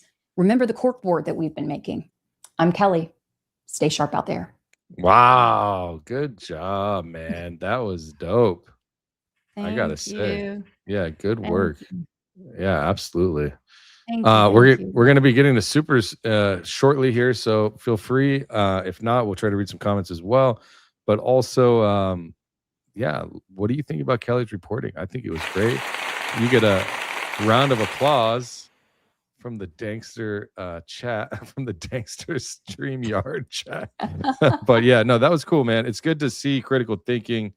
It's important, rather. We don't get enough of it. A lot of people just, they don't think for themselves, man. A lot of just falling in line and not really putting out their own opinions. And I think that's super important, is to get the truth from your perspective. Your truth. You know, Didi had a podcast. I was watching a video he did about rappers and stuff the other day, and he's saying there's only one truth, right? It's just the truth, not your truth. But at the same time, I think that we do have our perspective, and it's important to let your perspective out and to be known, because we never know what that could open up. So your words, your voice matters just as much as hers, as mine. Anybody out here that's watching, obviously you have some critical thinking that you're doing, or otherwise you wouldn't be here. You know what I'm saying? So well, sure. I mean, and the critical thinking of all of our audience matters too. You know, I mean, they see things, we have blind spots, inevitably, right? And so that's why I think I love this platform and being able to, it's different from my old days, right? Because I would just kind of put something out there, and then if someone took the time to email or at most respond in a Facebook comment or a message or something, then, you know, that would be some level of feedback. But I wasn't engaging with people on the daily or, you know, multiple times a week in real-time live chats and like working through things, working through my investigations in real time with people. And so this is like a whole new medium for me. And so like, I'm still adapting. But like, this was old school Keli in a new school kind of way. So I'm very pleased that it was received well. So thank you guys so much for, Oh yeah, you can tell you got experience. You know what I mean? I could see it very clearly. Thank you. Just the way your reporting is done. I mean, I'm going to play a couple of clips from this video I put yesterday real quick before we do get into the end of the show, my favorite part of the show. But I think this might tie into some of this, and I kind of want to share it. So let's go ahead and add this to the stage. This was from yesterday. I think Candace is dropping it today, or either Elizabeth might be. So it kind of ties into a little bit into this, and like, was this all staged, right? When you, at the end of the day, I'm not going to play the whole thing, just a few minutes of it. So and I'm going to jump around, but things are starting to make a lot more sense. The fact that Charlie Kirk was a virgin when he met Erika Kirk, no, it couldn't be, could it? Could Charlie Kirk's best friend, Candace Owens, be lying about the fact that Charlie Kirk was a virgin when Erika Kirk met him? Do you think that's why maybe she lied about all the boyfriends that she's had in the past, the engagements she's had in the past? Like, subscribe, hit this notification bell right here on this screen down below. Join for 99 cents for every Saturday members only live. Yeah, definitely want to join for members only lives. Let me see here. So where am I at here? Or once where the hottest tea gets dropped, huh? Yeah, the hottest tea. Yeah, it's not even tea. It's a whole bucket of coffee, just like everywhere. So right here, so she does mention Candace. She's interviewing with Elizabeth Lane. Elizabeth Lane, good friend of the show as well. And she's I met her through Jesse, and we've been doing reporting together also. And so this is unreleased footage. But in this, she's talking, Candace, about Charlie and his ex girlfriend and how he's kind of going down the rabbit hole of not being so. He's kind of sad, right? And anybody would be, which is normal. But also that he's a virgin. Now I know he said this before, but coming from Candace as well, it just kind of sparked some new interest. So I thought I'd make a video. Well, listen to what I say regarding this as we go through, because it'll definitely trigger some thoughts for sure. Yes. Did too much detail about the time before he met her. It's not offensive to the marriage. It's like, obviously people like try to date before, and he was trying to date this girl that he was totally obsessed with. And this girl that he was chasing, it's kind of one of the worst kept secrets. It was like me and Don Jr. were trying to help him navigate this. And, because I was always with Charlie, basically every time this other girl would text him, like I was texting her back. Like I basically had to become a lesbian for a year as he chased this girl. So what should I say back? I'm like, at some point you're gonna have to text her yourself. Like everything you'd screenshot. What should I say? Blah, blah, blah. And like kind of, he always believes if I work hard enough, I can like get this girl. That was his mentality. Doesn't this make a lot of sense? Once he hits that, or once she hits it, he's locked in, man. If he's a virgin, like what Candace is about to tell us, or what she's telling us now, that makes total sense. He's the perfect mark. I'm not saying Erika Kirk marked him, but it's the perfect candidate to go and infiltrate a virgin who is making mountains of money and opportunity in the political apparatus. This is just mind-blowing, man. I should have known. Why? And I didn't know. So for me, it was new information, by the way. But I should have thought, critical thinking, I never even thought about it, to be honest. But it opened up a whole nother thought pattern for me. Mm-hmm. Erika Kirk lie about her boyfriends. She's lying to Charlie Kirk about her boyfriends because he's a virgin. And he was just obsessed with her. Like reading back on those messages of this girl who then became one of my best friends and was in my wedding because of how much I felt like I was chasing her, because I liked her a lot, that the girl that he was chasing. And I knew that she was going to let him down because it was very obvious that she wasn't into him. Yeah. And because he was kind of young in those ways. And she was younger than him, but, younger girls, older guys sort of a thing. And Charlie, I basically kind of forced him. And I was like, you need to go sit down with her and you need to ask her. Like, it's been a long time. I've been messaging with this girl a lot. And I think you need to just sit down and say, is this something or it's not? And I knew she was going to let him down, and she did. And he was heartbroken about it. Truly, truly heartbroken about it. And as someone who viewed him as a little brother, obviously I wanted to find, Charlie, it's okay. You're going to find a girlfriend, whatever. And so when Erika, then Tyler Boyer sets up this, I have this person for you to meet, and he comes. Tyler Boyer sets up Erika and Charlie. It feels like an operation. It feels like a full-blown op. I don't know what else to call it. Charlie's a virgin. She says she's not. And once he gets domed up a couple of times, he's going to fall in love forever. Probably doesn't even have to smash. And he's like, oh, she's a bit older. And initially he was like, I'm just going to use her to try to get so-and-so jealous or whatever. By the way, okay, that little bit right there. Tyler Boyer is the one who actually initiated this relationship. That answers that question. A lot of people talking about a lot of different, possibilities. Oh, they met over here. Oh, they met over there. The blue and white team at the wall, then the airport, then whatever. A lot of weirdness about how they actually met. Well, that answers that question right there. But we got a much bigger thing coming. Because this was the first date or whatever. And then she was a bit more persistent and giving him the godly spiel. And the messages, and I'm just going through our messages, look, this is maybe what God wanted me to have. And, he was sort of wrapped in on, hooked on that because fall in love. He's a virgin. He's super religious and attached to Christ and God. And they just identified the perfect mark, in my opinion, because why come in with this dime piece in his eyes? She looks good. I'm not going to lie. She was Miss Arizona. You got Miss Arizona. He's a virgin. She says she's a virgin. Or she's never had a boyfriend or hasn't dated in New York, or maybe she's dated a little bit. I don't know what the hell her story is, to be honest. I don't know who does, except for her. I don't even know if she does. But it's the perfect thing that you got a dime piece for Charlie that is religious, speaks highly of Christ, and blows his mind and other things. Charlie is Christian. And so when I went to meet her, my thought process was, this is probably just going to be a girlfriend, but I'm glad because this will nurse his broken heart. And also he'll realize there's other people. Oh, and she came in after a broken heart. I don't know if anyone's attached to that, but if you put that together and you realize that Charlie is heartbroken over a relationship that didn't work out, and then you slide in Erika at that exact moment, it's a wrap, bro. It's a wrap. It's game over.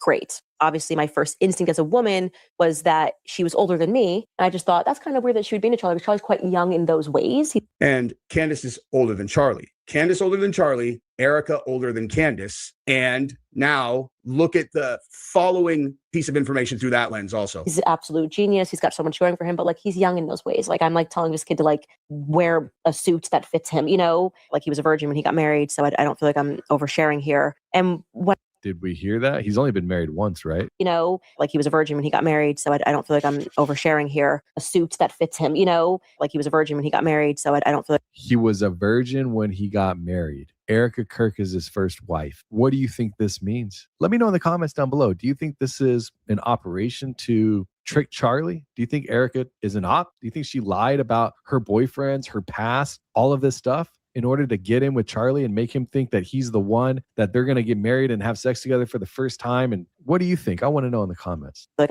Awesome. his first That kiss. is so sweet. Yeah, you know, so that's why he was so unsure of himself. in She's those ways. thinking, oh, you know, her brain is running right now.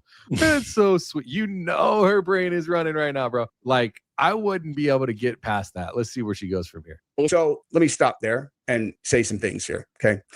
So I don't know how much experience everybody has as it relates to interacting with someone where you were the first sexual experience of their life, but everybody has the experience of how you felt the first sexual experience of your life. Bingo. I remember the first girl I hooked up with. I remember. I love that. I thought I did. Imagine you're in your early 20s or whatever, and you're dating Erika Kirk, and she's Miss Arizona, and everywhere you go, people are saying, you're so beautiful. Look at your wife. And all your friends are just hogging over your girl. Oh, this does not look good. Now we know, at least in my opinion, allegedly, maybe perhaps, why Erika Kirk lied about all of the relationships she's had in the past, her drinking. Is she lying about religion too?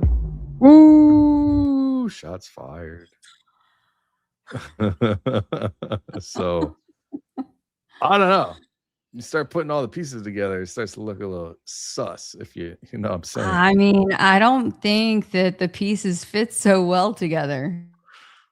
Yeah, I tend to agree. You know, So they don't fit so well together. yeah, I mean, that's my little, my little show there. That was great. That was It's- great, man. we have fun around the here. color commentary. Yeah, you gotta Top it love. off.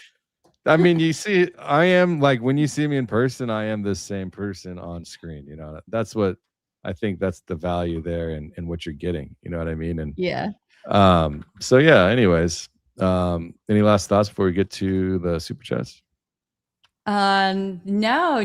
I think there's a whole plethora of things to explore with their relationship. It actually, funny enough, I was trying to do this is a stream that maybe you and it would be actually really fun if you want to do this, if you'd like to do this some night or someday. But I have a whole script for a stream. I had wanted to do it on Valentine's Day. I tried to do this with Blake actually, but we only got like 3 questions in, and then he wanted to start talking about, Harpole or something, but it was supposed to be about how Erika met Charlie and about their relationship.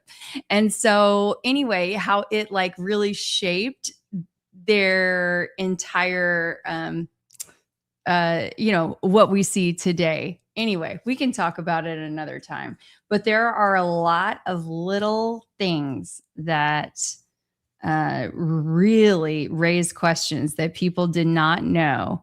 And I think the virginity question is just one drop in the bucket. I agree. Yeah, it was news to me, but I learned very quickly from the chat. They were not happy. They were like, "Danks, this is not new news." It's like, all right, chilly willy, bro, chill. All right, damn. All right, Danksters, we are at the part of the show where the audience gets the mic, and I have to open with this because what just happened in this room over the last hour and a half is the reason why we do work. We've got multiple super chatters today that have thrown a couple of them at the super chat board. So thanks to Tasha, Doubling Up, Christy, Hughes always coming through for the Danksters, doubling up.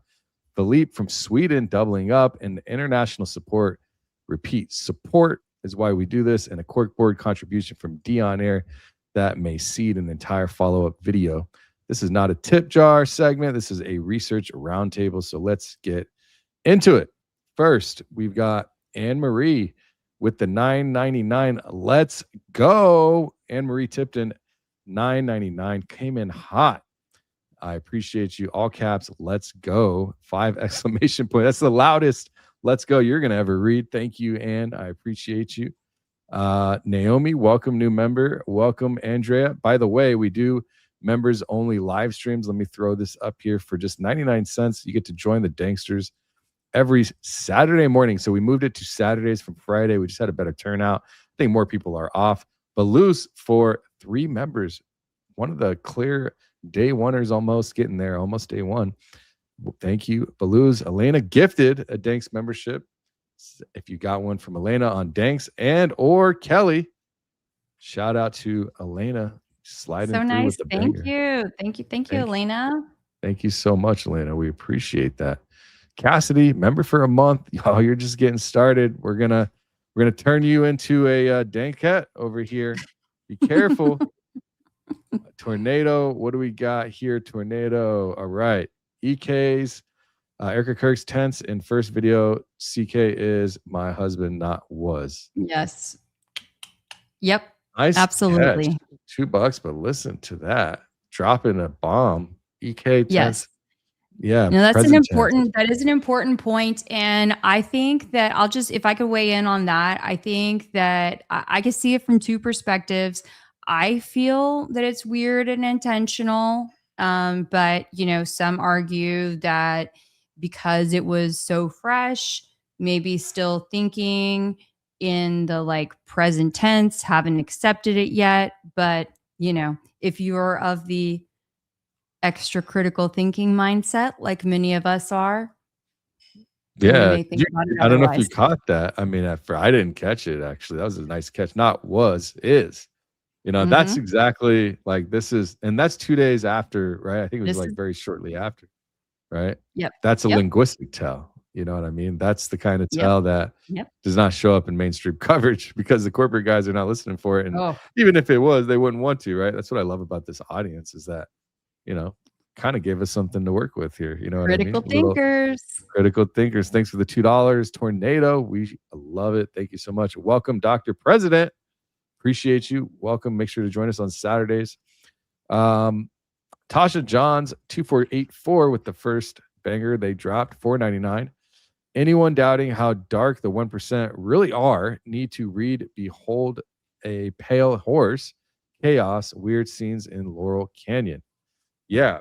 Coming in with the reading list, Hold a Pale Horse, Chaos, Weird Scenes in Laurel Canyon. Yeah. Tasha basically handed the chat a syllabus and said, do your homework because there's some deep stuff there. And anyone in this room who's not read I think there's those 3 books, right? Write it down, man. That's the foundation. That is where the rabbit hole opens up. Have you read those? I have not read those. I think I've heard Candace talk about Chaos in her, that it's of her book. It has been one of her book club books. Maybe I haven't, and these are actually ones that it's so nice to be reminded of because I want to order these books. I have a whole list from the chat, from Baron, watching other people, some great books, and it's important. I love to learn about history. A lot of times I'm just researching the internet, and it's nice to just get off of it. So I definitely already have it marked in my folder to get these. So thank you, Tasha. We should definitely do some book study. That would be kind of interesting. Yeah. That'd be cool. I've got my notes written down, so I'm writing them down too. I like it. Old school journalism, baby. Yeah. Thank you, Tasha, for that. Baby J, just want to say hi. Say thank you, you guys. I appreciate it. Charlie, Christ is King. Christ is King indeed. Yeah. Thank you so much. Keeping it simple, man. I love it. And you don't have to say much. You know what I mean? The phrase that really has carried this story since September. You know what I mean? It's yeah, you're the reason why we keep showing up. You're the reason this channel exists. We see you. I appreciate you. And Tasha, this is the one I was saying earlier. We got to double up. Thanks. Your theory of New World Order on Baron made so much sense. Everyone needs to watch that. Best member show he's had. Yeah, he actually texted me and he was like, this is he told me flat out. He said, this is the most members only show I've ever had. So there's obviously a lot there that was unpacked that people do need to see. So I highly encourage checking it out. But yeah, Tasha's back with another baller banger, $4.99. We appreciate it. You didn't have to do that twice, but we appreciate you. And again, if you haven't seen it yet, you got to go check it out. It's a banger for sure. Christy with the $5 super. Always good to see her. Hey, family. Hope all is well. Howdy. Beautiful mods. Loving the mods. Loving the Dankster. Loving Kelly. I know that she's seen lots of Kelly as well. She's always around. And yeah, she shouts out the mods every time, which we love. The mods are what So sweet. keeps this running, on the back end, keeping it clean, banning the trolls, dropping the information. So we super appreciate that. Mods, give Christy some love in the chat right now. We'd appreciate that. Surrendered with the $5. I just feel like if you think he is alive, then you believe he was in on it. I really need an explanation, please. Christ is king. What do you think? Okay, so this is a whole long ordeal. I'll try my best to keep it brief, but you got to understand this is like a whole conversation. Okay, the briefest way that I can sum it up that doesn't really do it justice is that one, you have to kind of check your preconceived notions of Charlie at the door. Okay, unless you knew him for real as a person. Then, you just knew of him. Okay. And it's very hard to say what anyone would do if faced with a certain scenario. It doesn't mean that he was doing something nefariously. This could have been his job to exit. His job was done and he was allowed to exit. And all of the things that are happening right now, they maybe didn't anticipate it to ripple out and become this big, but it's what's happening. Tyler's not in any danger. All of those things are protected. That's one way of looking at it. The other way of looking at it is a little bit more nefarious, and that not that Charlie is doing something bad in his mind, but that these are very evil forces at play. That's the shortest, most concise way that I can describe this. And I'm just going to have to ask for you to just bear with me as I try to tell you the story as I did with this one. Okay. Yeah, I think it's interesting that you said that, doing his job, because if you think about Pam Bondi, right? And by the way, Surrender, thank you for the super chat. Pam Bondi, she didn't get fired. She did her job, and then she was replaced with someone that can, because you can't have Pam Bondi come in and dismantle all the regulatory agencies and all the oversight and then just leave her in. It looks bad. The optics are bad, right? So you have to remove and continue with something else in order to get the job done, whatever their mission might be. Now, if you look at it at that angle, I could definitely see there's some alignment there. The administration obviously has this alignment. They got rid of Kristi Noem. They got rid of Pam Bondi. There's others. Bongina left. You know what I mean? So are they doing their job? Do you think Bongina just was there to hold the cover up long enough to get out? We don't know. You see what I'm saying? And also, this is the question that every honest researcher has to wrestle with on this case. If Charlie is alive, what does that mean for the entire operation in general? I'm not going to pretend I know he's dead or alive, right? Obviously, to me, not obviously, I'll tell you, to me, he's dead. It's not like he's going to pop out of a birthday cake and surprise everybody. You know what I mean? Exactly. He's dead. So let's get that clear. I've wrestled with this for a long time, but if the only thing that is showing that he is dead is what we saw on footage, and we've already addressed that multiple of the 3,000 people in the crowd might have been operators. And then we look at, what's the dude's name? The gubernatorial dude, governor running. Phil Lyman. You look at Phil Lyman and the kid interviewing him, and they're laughing and they're just having a grand old time. Like, things are not adding up. You know what I mean? That's the whole point of this channel. We don't tell you what to think. I never have. We give you the receipts and let you wrestle with the questions yourself. But the likelihood of him coming out of, say, I see someone mentioning he could come out of witness protection. You guys, the likelihood of him coming back into public view as Charlie Kirk with the Charlie Kirk look is like zilch. Okay. That would defeat the purpose of everything. That would put a bigger target on him than ever existed before. Yeah. That's my opinion. Yeah. But I mean, I could be wrong. As we get further along, for sure, I've always kind of been on the camp that he's dead in general, but I also leave open the door that it makes a lot of sense if he wasn't as well. So I'm not the type to make a full decision on something like that unless it can be significantly proven, where I could see a dead body and I can see like the gravesite or whatever. And it's not just Charlie. Like, I have a lot of these. So, but yeah, like I said, you know, we all wrestle with this. It's hard. For anyone to have like as much research as we have done into this case, to me, it's very hard to just 100% definitively say that he's dead and gone forever, as far as executed, just based off. But maybe I've just looked too deep into it. But again, he's not coming back. And Christ and King indeed surrendered. Thank you. We'll keep on digging. We appreciate it. Butterfly coming in with a banger. $4.99 for the love of God. Go away, Erika. Go home. Why would anyone give standing ovation for a liar who's faking gay? She makes skin crawl. Throw up a little when I hear her. Throw up a little when I hear her, says Butterfly. I've been praying for you, Butterfly, just so you know. I did when I saw your super chat, by the way. Butterfly, you came in with that unfiltered energy that I think a lot of the audience is feeling, but might be too polite to say. You know what I mean? And that's a good thing. It's okay. Not that it's bad either, but for the love of God, go away, Erika. Yeah, I've thought a lot of that.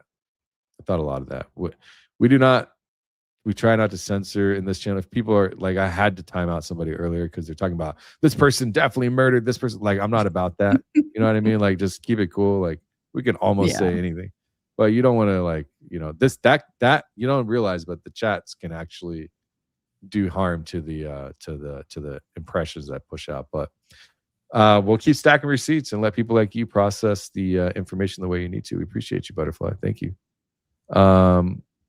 Philippe, in my opinion, Tyler Boyer, Erika Kirk, and Andrew Colvett. Isn't that crazy how we just got all these like acronyms that we know? And the masterminds behind this operation. Tyler Boyer introduced Erika Kirk to Charlie, Andrew Colvett, and his Philly friends. We not leave this trafficking operation. Well, I will say, you know, I looked it up, the Swedish chrono, roughly $5. Thank you. So, you know, that's a stacked thesis, you know, names we definitely know. The introduction chain, the Boston Philly chain. Kelly, we should talk about that one, you know, offline a little bit too, because there's just some dots that connect, you know, and we appreciate you bringing that international view, Swedish view on the corkboard. Thank you. What were you going to say? Sorry. Oh yeah, I mean, it is a tangled web they weave, and that's why we got to have the corkboard and keep up with all their tangled webs. I know. Now I need to get something. I'm not going to hijack the corkboard, you know. So I got to figure out. I need something now, you know. I don't know. I got to think of that. Thank you. Great job, Kelly, says Christy Hughes. Appreciate you, Christy. Thank you very much. Let me see here where we at. Okay. Thank you, Hicks, for the $2. Thank you both, Kelly. Very nice outro. Yes, she did a great job. Thank you so much. Appreciate it. Glad it resonated with you. Yeah, absolutely. This is what it's all about. That's kind of feedback that tells us we're calibrated right and that she's doing right. So that type of stuff is important. So thank you. Danks, from D on air. Hey, what's up, D? $10. Good to see you again. D says, D just gave us a receipt of the day. Quote, Danks, happy to see you blowing up. So deserved. Kelly, great reporting. Have y'all peeped Erika Kirk's X post from 2025? Not all year until 9/8, then 9/9, and then the morning of 9/10. Cryptic Bible quotes. Yeah, I watched that video actually, where she actually did an Instagram video. I think it was the day before Charlie, and I think it was just her voice and like snapshots of quotes on, and I think she was doing like some type of Bible study thing, or Bible quotes at the very least. And I don't know if it was X or Instagram. I thought it was Instagram, but yeah, I definitely saw it. It definitely seemed cryptic, but it is investigative gold. I saw it before. It'd be interesting to maybe find those again. I never really talked about them. Have you seen these? Yes. Yeah. And they're among my, so y'all, I have so many, I'm lucky that I can put things on the air. I'm telling you what, single mama trying to like take care of the kids, and there's always some disaster happening. On Easter, Brock broke his arm. My 7-year-old broke his arm. And so anyway, but I was planning to do a show about the Easter eggs that Charlie and Erika had left for us prior to 9/10. And among those things are looking at the social media posts. And there is a treasure trove of little oddities along the way. So yes, their social media is filled with symbolic posts. Hey, you telling me, man. Well, D, thank you again. You just earned yourself a research credit. I need to get like I might do something fun where I can like add research credits on screen. I don't know. That'd be kind of cool, but StreamYard is kind of limited, you know? I would have to use OBS for that. But thank you, D. Good to see you. Philippe with the second banger of the X marks the spot for Charlie. Giggity, giggity. Yeah. Smash and dash, doming up. Yeah. It is a, thanks for that, man. Appreciate you twice today. Yeah, it's kind of dark when you think about it, you know? I mean, I don't know. People don't like thinking about that stuff, but it has to be thought about. That's what's part of the investigation. Butterfly back again, $1.99. Of course, she was in Op, says Butterfly. Disgusting demon. Yeah. You know, I will say I can't say she's that, but you can. Thank you. Good to see you again. Baby J, Danks at MSDD, and I need to talk to you about DD. Okay. So you can put all caps. I think right now my other email is down, so use this one. I'm working on another email for Club Watcher, but you can email me here, all caps, something DD, whatever. Talk to you about DD, all caps. All right, back to this. Nana Turtle. Why is no one investigating Tyler Boyer? He is sus. He could be who is at Fort Huachucuchi. What Huachucuchi? That's what I used to call it. I used to always call it Fort Hoochie Coochie. Hoochie Mama. Nana Turtle, who are you? Have you been talking to me? Hoochie Mama up in the chat. Hoochie Coochie. I know, huh? That's so funny. Yeah, interesting. You know, I did in my investigation into Tyler fairly enough. I just like to look at the numbers and receipts and stuff. I'm not too big on my personally researching this channel on very high speculative outcomes that I can't really prove. I don't like getting stuck in a rabbit hole. I like to keep it moving and provide facts. But I mean, I have Tyler Boyer's phone number. I talked to him once for comment on his homes and the property and purchasing of all that. And we talked for about an hour, and it was interesting to say the least. Got heated every once in a while. Not heated, but it's not always easy to face your person who's challenging you head on from his perspective, and then me talking to Tyler. So we did talk about it, his purchasing of the properties when Travis and Hilo went out and posted this viral post, did like over 1.5 million views. How did you, and I've also inquired, how did you get all of this property and money and stuff? And what I found out, just so you know, because the audience might not know, is that Tyler Boyer owns a part or a large significant part of the Charlie Kirk show. It is its own business. So the Charlie Kirk show, if you imagine 6 million subs on YouTube, and also the deal with Salem Media, the operation through the foreign agent of Boston, they're getting tons of money. So Tyler Boyer easily could have made couple $1 million just the last 5 years from the Charlie Kirk show. But yeah, other than that, when you talk about hoochie coochie, could be looked into for sure. Thanks for the super chat, Nana. Maybe someone will hand that off. We'll get that research. Felipe is back with the EK. No, this is my first time too. CK, so the whole hand. Oh my gosh. Wow. Man, Sweden out there with the banger, literally.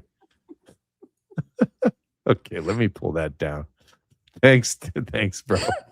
Bro or broette, Dankster, Dankcat, whatever you might be. Seaside. I mean, she was the one who pulled in that reality clip with her boyfriend, the reality show, whatever tester video, with her boyfriend at the time. She pulls a shirt and she's like, "Come on, sex sells, babe." You know, right? Mm. How did And Charlie then, I not don't know. see these? It's so wild, man. And then her suggested all the and then let's not forget all of her Instagram captions with her roommate in New York City and with Cabot. I mean, she said a lot of Cabot was kind of involved in that Instagram suggestive caption game too. Anyway. Yeah, I read a comment in one of my videos, which I do read a lot of the comments, and they were saying Cabot Phillips and the whole thing, Tyler Boyer, Cabot Phillips, Erika Kirk, like this whole operation. Thought it was very interesting. Definitely not worth throwing out, right? Seaside 499, Danks last week rocked between Blake interview, the Barron show. Subscribe to Kelly. Can't wait to catch up. Great show to all in the house. Thank you so much. Yeah, it's been a great week. It's been an intense week. I've been super busy. A lot of people hitting me up, shows left and right. People talking about my shows left and right, which is new for me. People calling me all kinds of names, which is not that new for me. But yeah, no, I appreciate you. I think there was like a 5-hour live stream yesterday on DD, and DD had got a podcast with Blake, and I think a lot of it was about me. I decided not to watch. I feel like enough of Blake for me personally, but yeah. Thank you for the super chat. What's up, Julie? So I've just been saying Julie because the name says just say Julie. And like the first 5 times I kept saying just say Julie. So now I just say Julie. That sounds like a Baron joke. I'm just gonna say that.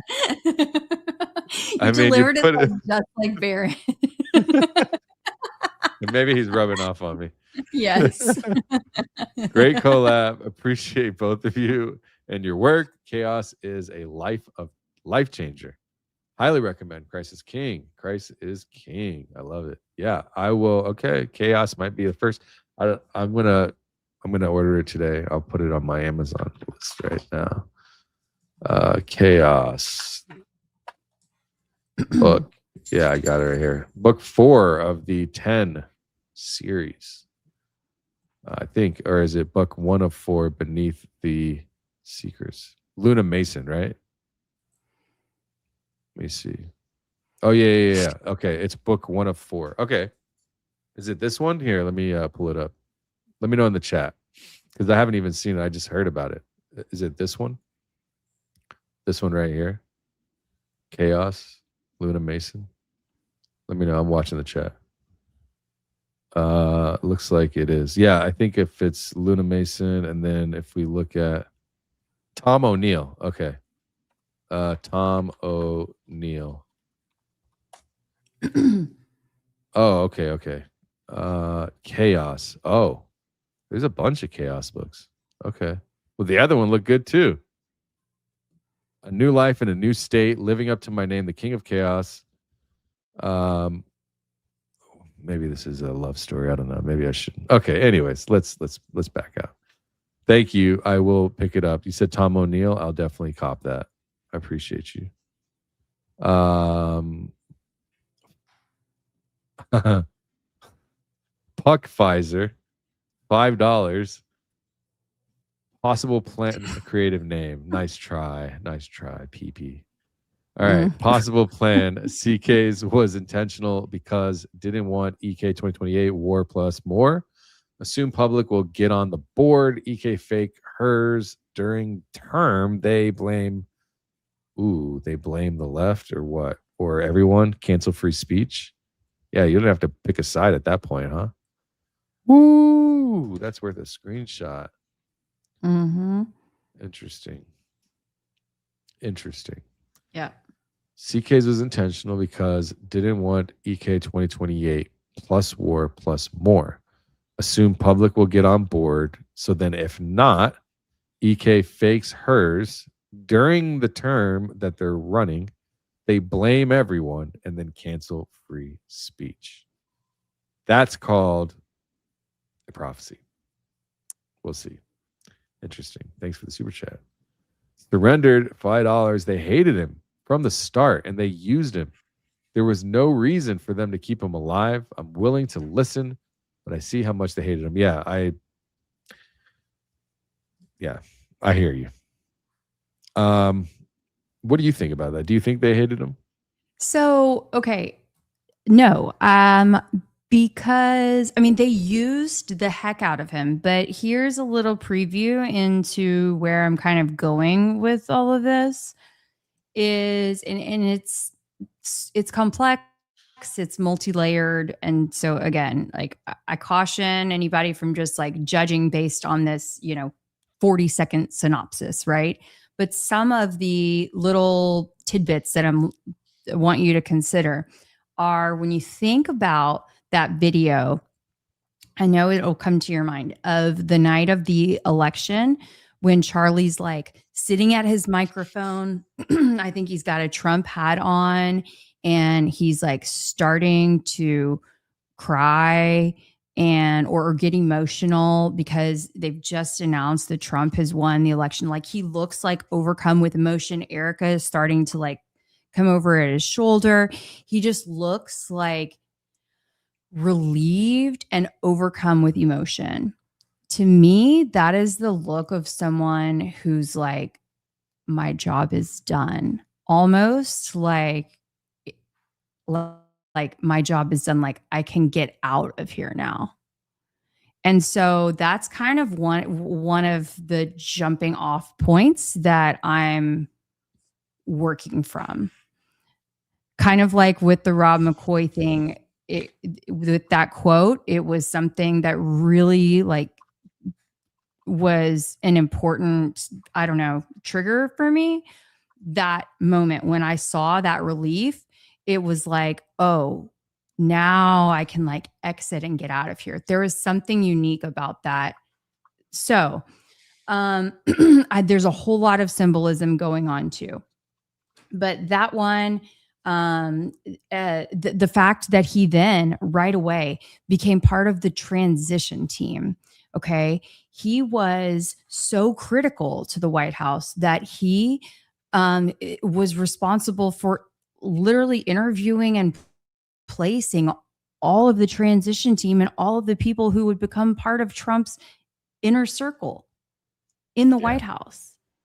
And so like, why would someone who was so, dispensable, right? Just in that case, to me, Charlie would be the perfect person to be like, okay, well, Cash, I'm gonna put you in here because you're gonna be overseeing my exit, and Bongino, you're gonna be overseeing my exit, and Bondi, you're gonna be overseeing. All of these different people are going to be like, he knows that these are all the people who can be on his team and Trump's team. So again, it's going to be, it'll make a lot more sense when I can put the whole thing together, but that's just kind of what I'm working with. Yeah. I hear you. Like I said, I lean dead, right? But the morning behavior, multiple people of the inner circle basically read genuine when they're not sad. I don't know when you look at it.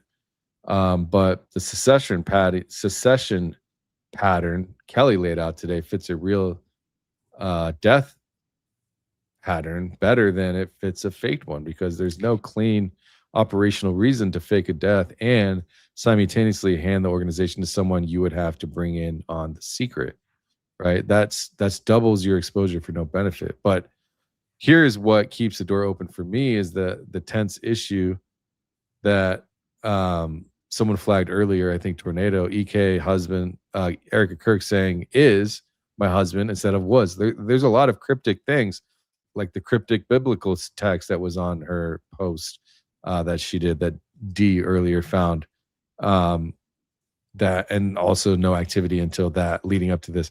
The Hillsdale honorary degree announced 11 days, like however many days after. What was it? Was that recently? It was recently, right? This honorary degree.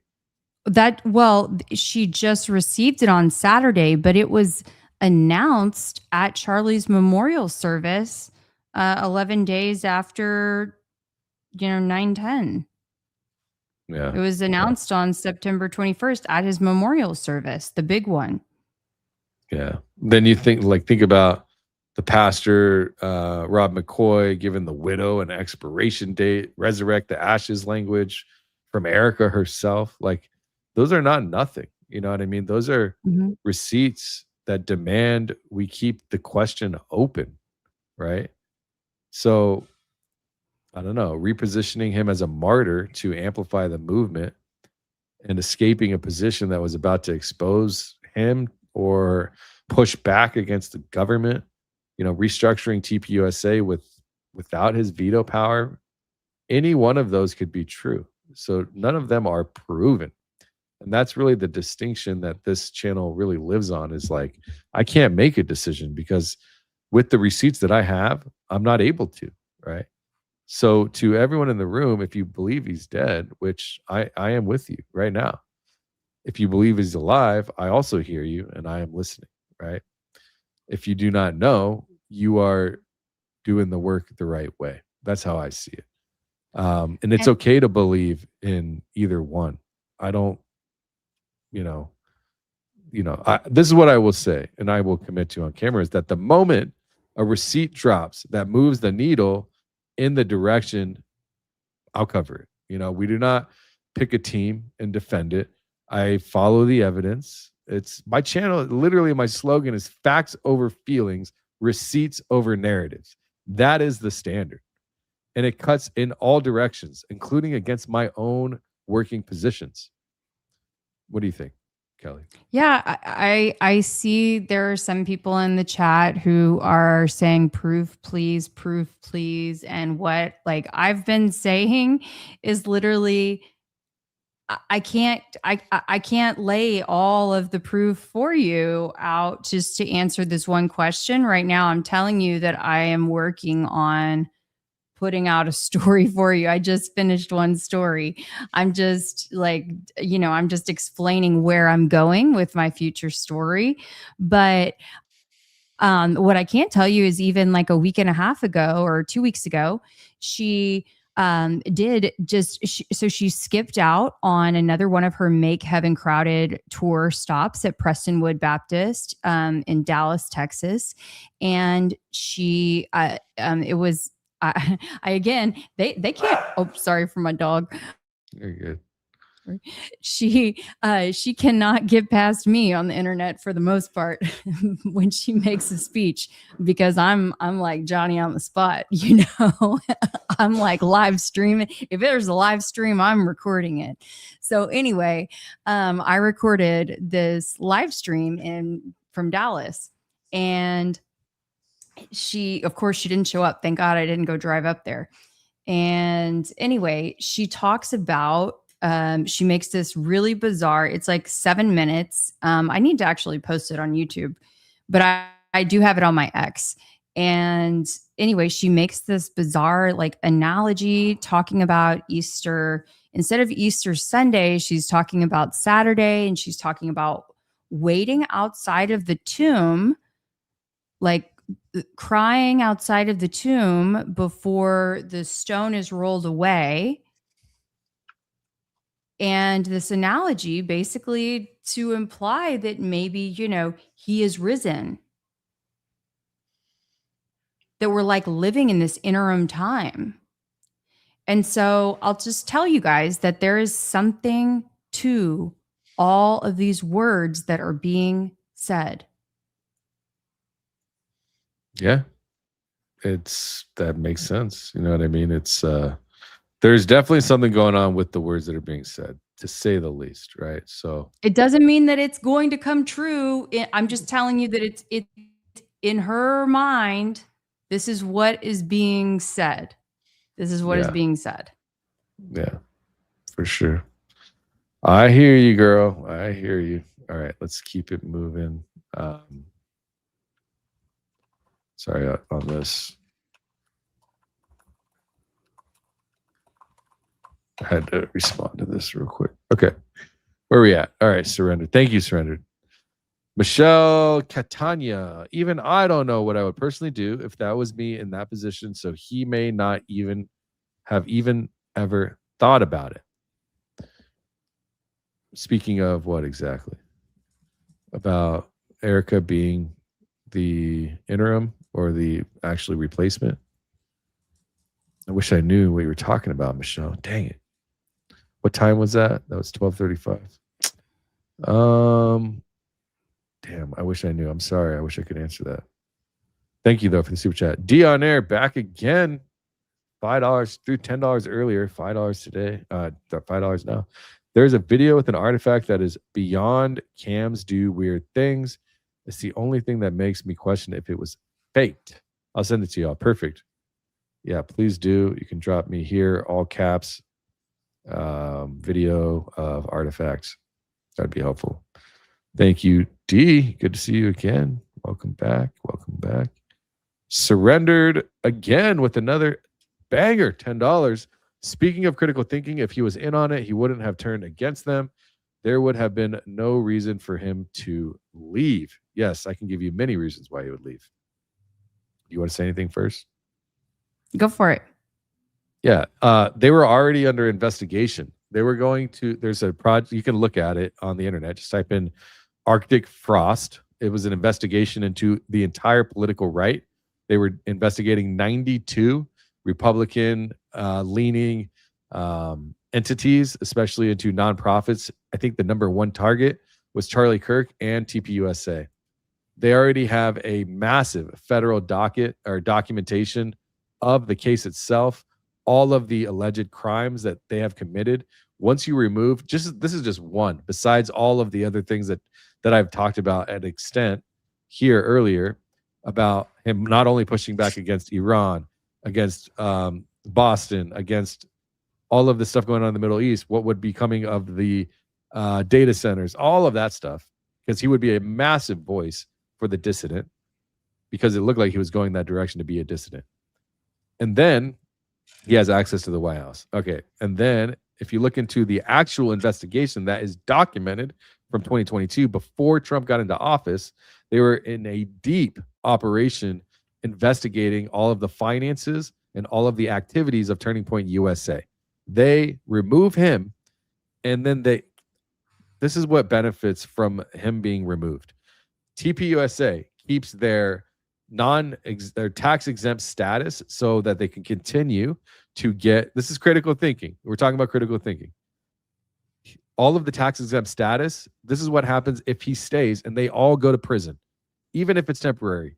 Even if Trump, people have said also, well, Trump could just pardon them. Well, they still have to face state charges, okay?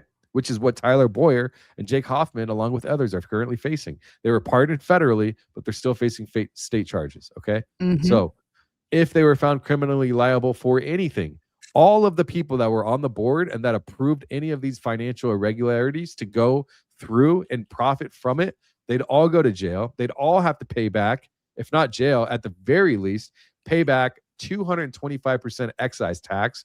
On top of it, they would lose their tax exempt status on a company that is literally printing billions of dollars out of thin air.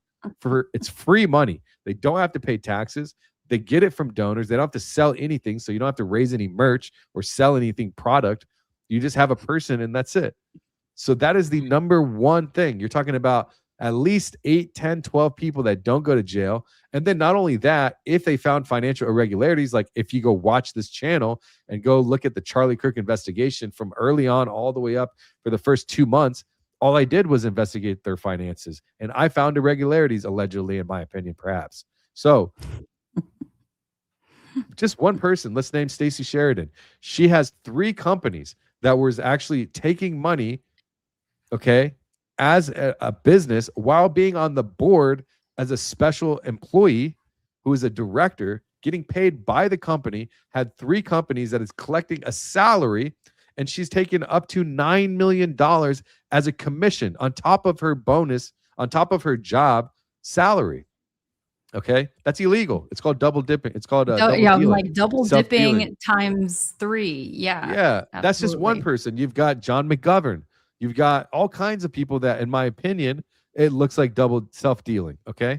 Mhm. That is just a small example of all the financial irregularities. How about Tyler Boyer owning Superfeed, being on the board of Superfeed, and then giving Turning Point USA application operations and running their business without being paid, but they're using Tyler Boyer as their payment. It's illegal. It's not legal to do that. Okay.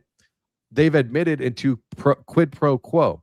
That's what it is. Sorry if I get passionate about it. I'm not yelling at you or anything. It's crazy to me. And like to tie this back into the education thing that we were talking about earlier, when they announced that TPUSA was going to be allowed to come into high schools in Texas.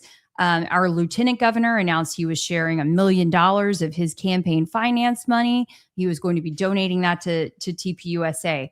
Well, what do you think happened? That $1 million went to TPUSA. They turned it back around, and that $1 million came right back in to Texas elections. And so it's just literally, this is how we call laundering the money, and it's just that when you really start to take a look at, man, this is how the world goes round. Yeah. It's important that we open our eyes and get pissed off, ask questions, because otherwise it's just going to keep happening and nothing is going to change. So then why? So think about this. So why remove him? Why does that matter? Because if they remove the CEO, the one whose signature is on all of the Form 990s for all 4 companies, by the way, the same as America's Turning Point, who paid some random company almost half, 48% of their entire annual income to a company for research, and then that company closes down. A couple of years later, opens up a registered foreign agent for Boston. You're just giving money out left and right. Not only that, they're paying tens of thousands of dollars for an Experience Boston project, which is in the Middle East, for a company who is, their mission statement is all American. Why would you be paying the Middle East for anything? It's not, you have to, there are laws to nonprofit. The reason is because us as Americans contribute $500 billion every single year to nonprofits. And if they are not careful, this type of stuff will go rampant.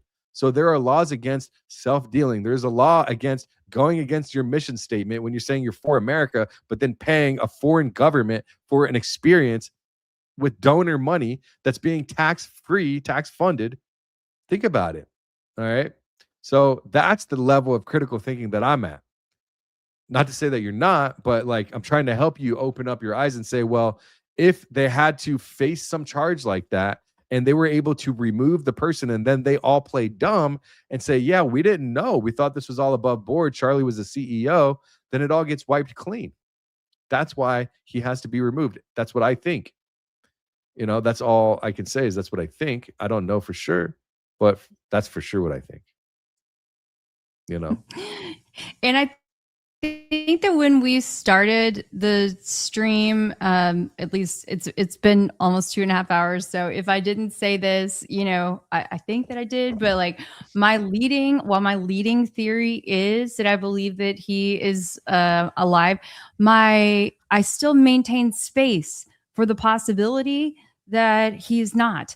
And, you know, my secondary theory would be that it was a sacrifice, you know, and that, and that's dark, and I get it. And I'm chasing all of that down.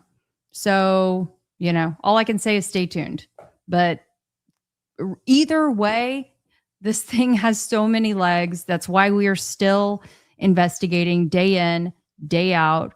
And, you know, that's why so many of us, you know, it takes a whole lot of folks, and there's a whole lot of disinformation running around out there. And we are working with limited actual information too in an AI world. Yeah, absolutely. I think I had a meeting and I forgot. Okay, well, we can wrap it up. I know we were. No, we got to go through these super chats. No, it's okay. It's fine. Okay, They're already. okay. It's too late anyway, so no big deal. I'll call them later. Okay, but yeah, hopefully that answers your question on the thoughts that I had regarding that. You know what I mean? People need to know, like, there's a lot more than that meets the eye. Lindsay Ray, great job, Kelly and Danks. If CK is alive, then we are definitely living the upside down. What I don't get is the 180 TPUSA is done if CK is alive. Yeah, I hear you. One other thing I will say is if you go and look at their board of directors, this is the longest that they've ever kept somebody on the board of directors. You could keep them on as founder, but if you go to their website, why is Charlie still on the board of directors? Maybe that we don't know everything, you know? So it's like there could be something there that we just don't know. Maybe if he was, I'm not saying this is true, but if you're going to go on the camp of he's alive, then maybe he did do his job to get this built up to an entity that is sizable enough, you know, if I were to think, but I don't know. I don't want to go down that rabbit hole, but if you're thinking about doing his job, getting it to a size where they could just take over, remove him, and maybe all along it's hard to say. Candace doesn't think so, obviously. I don't know him. She knew him better, so I'll take her word for it over just my random thoughts. But I appreciate it. Yeah, I agree. The 180 is ridiculous. It's wild. I think that if I could just piggyback on that real quick, is that I think it makes a lot of sense, actually, because if they were continuing on doing exactly the same thing, this gives them, I've done some research into it, and I think they needed to have a shift. They needed to have a narrative shift. They needed to have a in order to go the direction. Well, I don't know why he would start because otherwise it would have been easier for people to say, oh, Charlie's still controlling the ship. You know, he's still manning the ship behind the scenes. And now, like, because it seems that it's gone a different direction, right? Then the case could be made that, oh, you know, Charlie must be off the board. Yeah, it is interesting for sure. I mean, it's just wild. Like, you think that, like, let's just play the advocate here of that. He was alive. He is alive. Say he was alive still. And pushing against Boston is part of the plan to maybe persuade the opposite after he dies, maybe, like, to gain sympathy for them. Like, it's so, we really don't know. Like, there's a deep state Like I proved that yesterday. The deep state is operating these data centers. And we already know anyways, they've admitted it. So they are thinking well in advance. It's kind of crazy if you think about how much is going on. I don't know. That's why we're here, man. We're all like trying to figure this shit out. It's wild, you know? Callie Pancher, $9.99. Kaylee Pancher, sorry. Appreciate your time and all these deep dives. Thank you. Great show. Thank you. I appreciate you. Butterfly, back again. $1.99. Thank you for your prayers. Christ is King indeed. Great job, Kelly. Thank you, Butterfly. Make sure you give Kelly a follow at Keli Rabon with an I. All right. As a member of Barrett's high IQ jury, in your opinion, what would be the purpose of Charlie faking his death? I think I just answered it. If that is the case, if he did, I'm not saying he did, if he did though, you remove all of implication of Turning Point USA and you remove the number one person you would need to in order to get out of any criminal indictment at all, or at the very least, it would be a lot less and serious since you don't have the CEO, and then they could all just pawn it off on him, right? Go back and watch the channel. And what if it was an op the entire time? What if TPUSA was an op the whole time? Just going to throw that out there. What if it was a money laundering op this entire time? I'm going to let that sink. Could be. Yeah, I don't know. You know, it's people don't want to. It reminds me of like people get upset when when you raise these questions. Like, I'm not here to make people happy, and I'm here to look for the truth. And you have to ask some of the hardest questions that people just don't want to ask, right? Obviously, since 2018 up till today, I've looked at all of their financials. To me, it's very strange. And if you've ever looked at Form 990s and insurance and interest and taxation documentation, when you look, I put it all on my channel. You can go look. If you look at the Charlie Kirk investigation playlist, because it's all there, it's like 70 videos. But if you scroll back to the beginning, a lot of them, the videos, are all financial stuff. Go look. It's from the beginning. It's from when Tyler Boyer or when from 2018, basically from when he met Erika Kirk. Or Erica Fransby back then. And you'll see. You'll definitely see.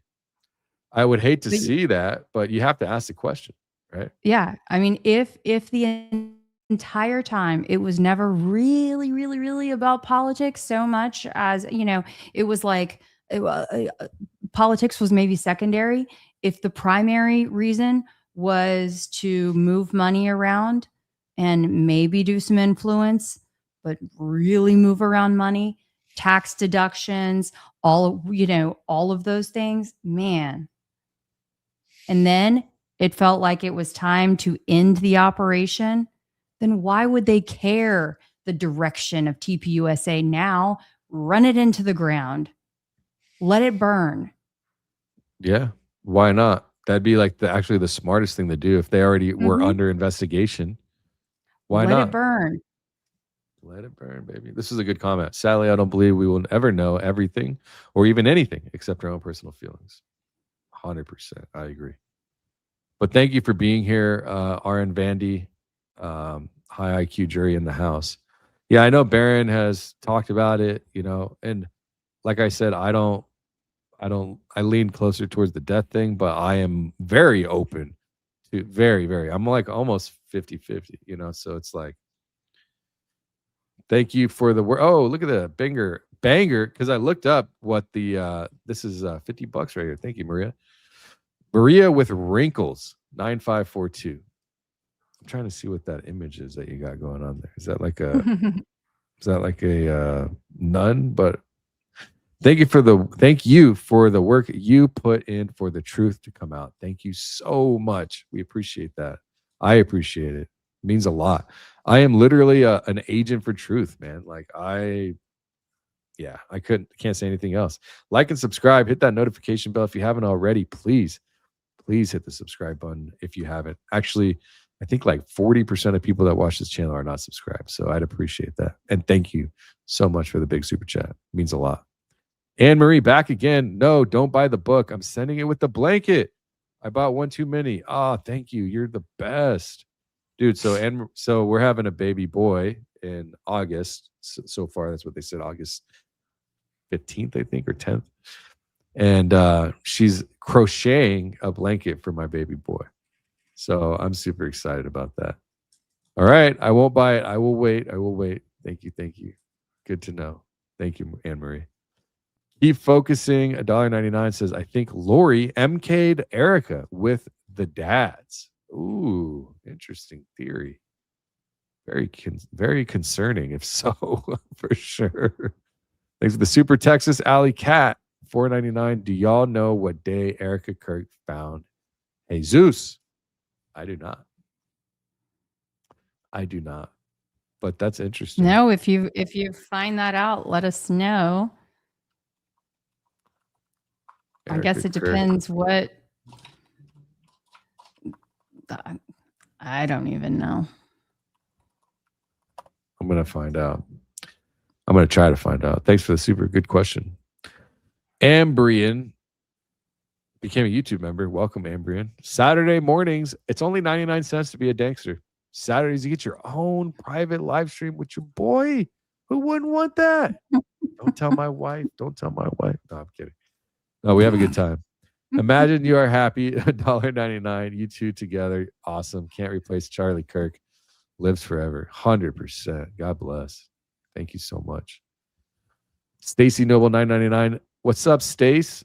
That's where I stand. If you and or your bus./organizations committed any crimes, you pay the consequences like the rest of us peons, Crisis King. Yeah. I hope that's true, but I highly doubt it at this point. That's right. Especially given that IRS letter, the way she got that IRS letter, like lickety split, like right before she went on CBS with Barry Weiss, man, she got that like just in time. So that way everybody could know she was in the clear. Yeah, in the clear indeed. So ridiculous. Thank you for the super chat, Stacy. And another one. Stacy Noble. And another one. Another one. All of this gives weight to if you can't beat them. If you can't beat them, join them. You know, I'm just saying. She's just saying. Americans for Nonprofit Transparency. I learned all the scams. I learned them all. No, I'm kidding. I would never. I've thought about, so if you don't know about AmericansForTransparency.org, you definitely want to go check that out. That is where we expose. Oh, did I really misspell that? Holy smokes. What is going on? Americans for Transparency. Transparency. There we go. Yeah, AFNPT.org or at AFNPT.org on X. You can keep up to date with the investigations that I'm doing, AFNPT.org or AmericansForTransparency.org. That is where we expose the government for insider, outsider, government infiltration financially and operations from a favorite ally you may know very well. Thank you, Stacy. We appreciate your super chat. We love you all. Thank you. I've got to bounce. We've had a great show today. And again, please go follow at Keli, K-E here. Let me put a banner up real quick for Keli. At Keli Rabon on all accounts. I just have to laugh at this Philippe comment. It's hilarious. Which one? I didn't see it. Did you see it? I gotta scroll down. Philippe, here. It's let's see. It's like 1 minute ago. For this one? Yeah. Is where the train honey pots, Cash would know, allegedly, maybe, perhaps, and Keli has the hair EK wish she had. I know, bro. Eric could be looking ratty sometimes, huh? I just had to give a shout out for something that it was a funny note to end on. I like it. All right, ladies and gentlemen, thank you so much for the show. We appreciate you being here. Join us on Saturday. Join me on Saturdays for our members only live streams. I will hope to see you then. Until next time, we'll catch you later. Follow Keli. Follow your boy Danks. Peace. Thanks for having me, Danks. My pleasure. Thanks for joining. See you guys. Bye. Oh, we almost ended it. Pete coming through. Danks, Keli, John Bray dropped something new in the last couple of days. Smoke from under CK's shirt. Haven't had a chance to watch it yet. I've seen it. I saw it before that. But yeah, definitely worth looking at. I gotta saw take a closer before. look. Yeah, I don't Yeah, know. we'll have to look again. I saw it a while ago, but I'll look again. Thank you, Pete. All right, we'll catch you guys later.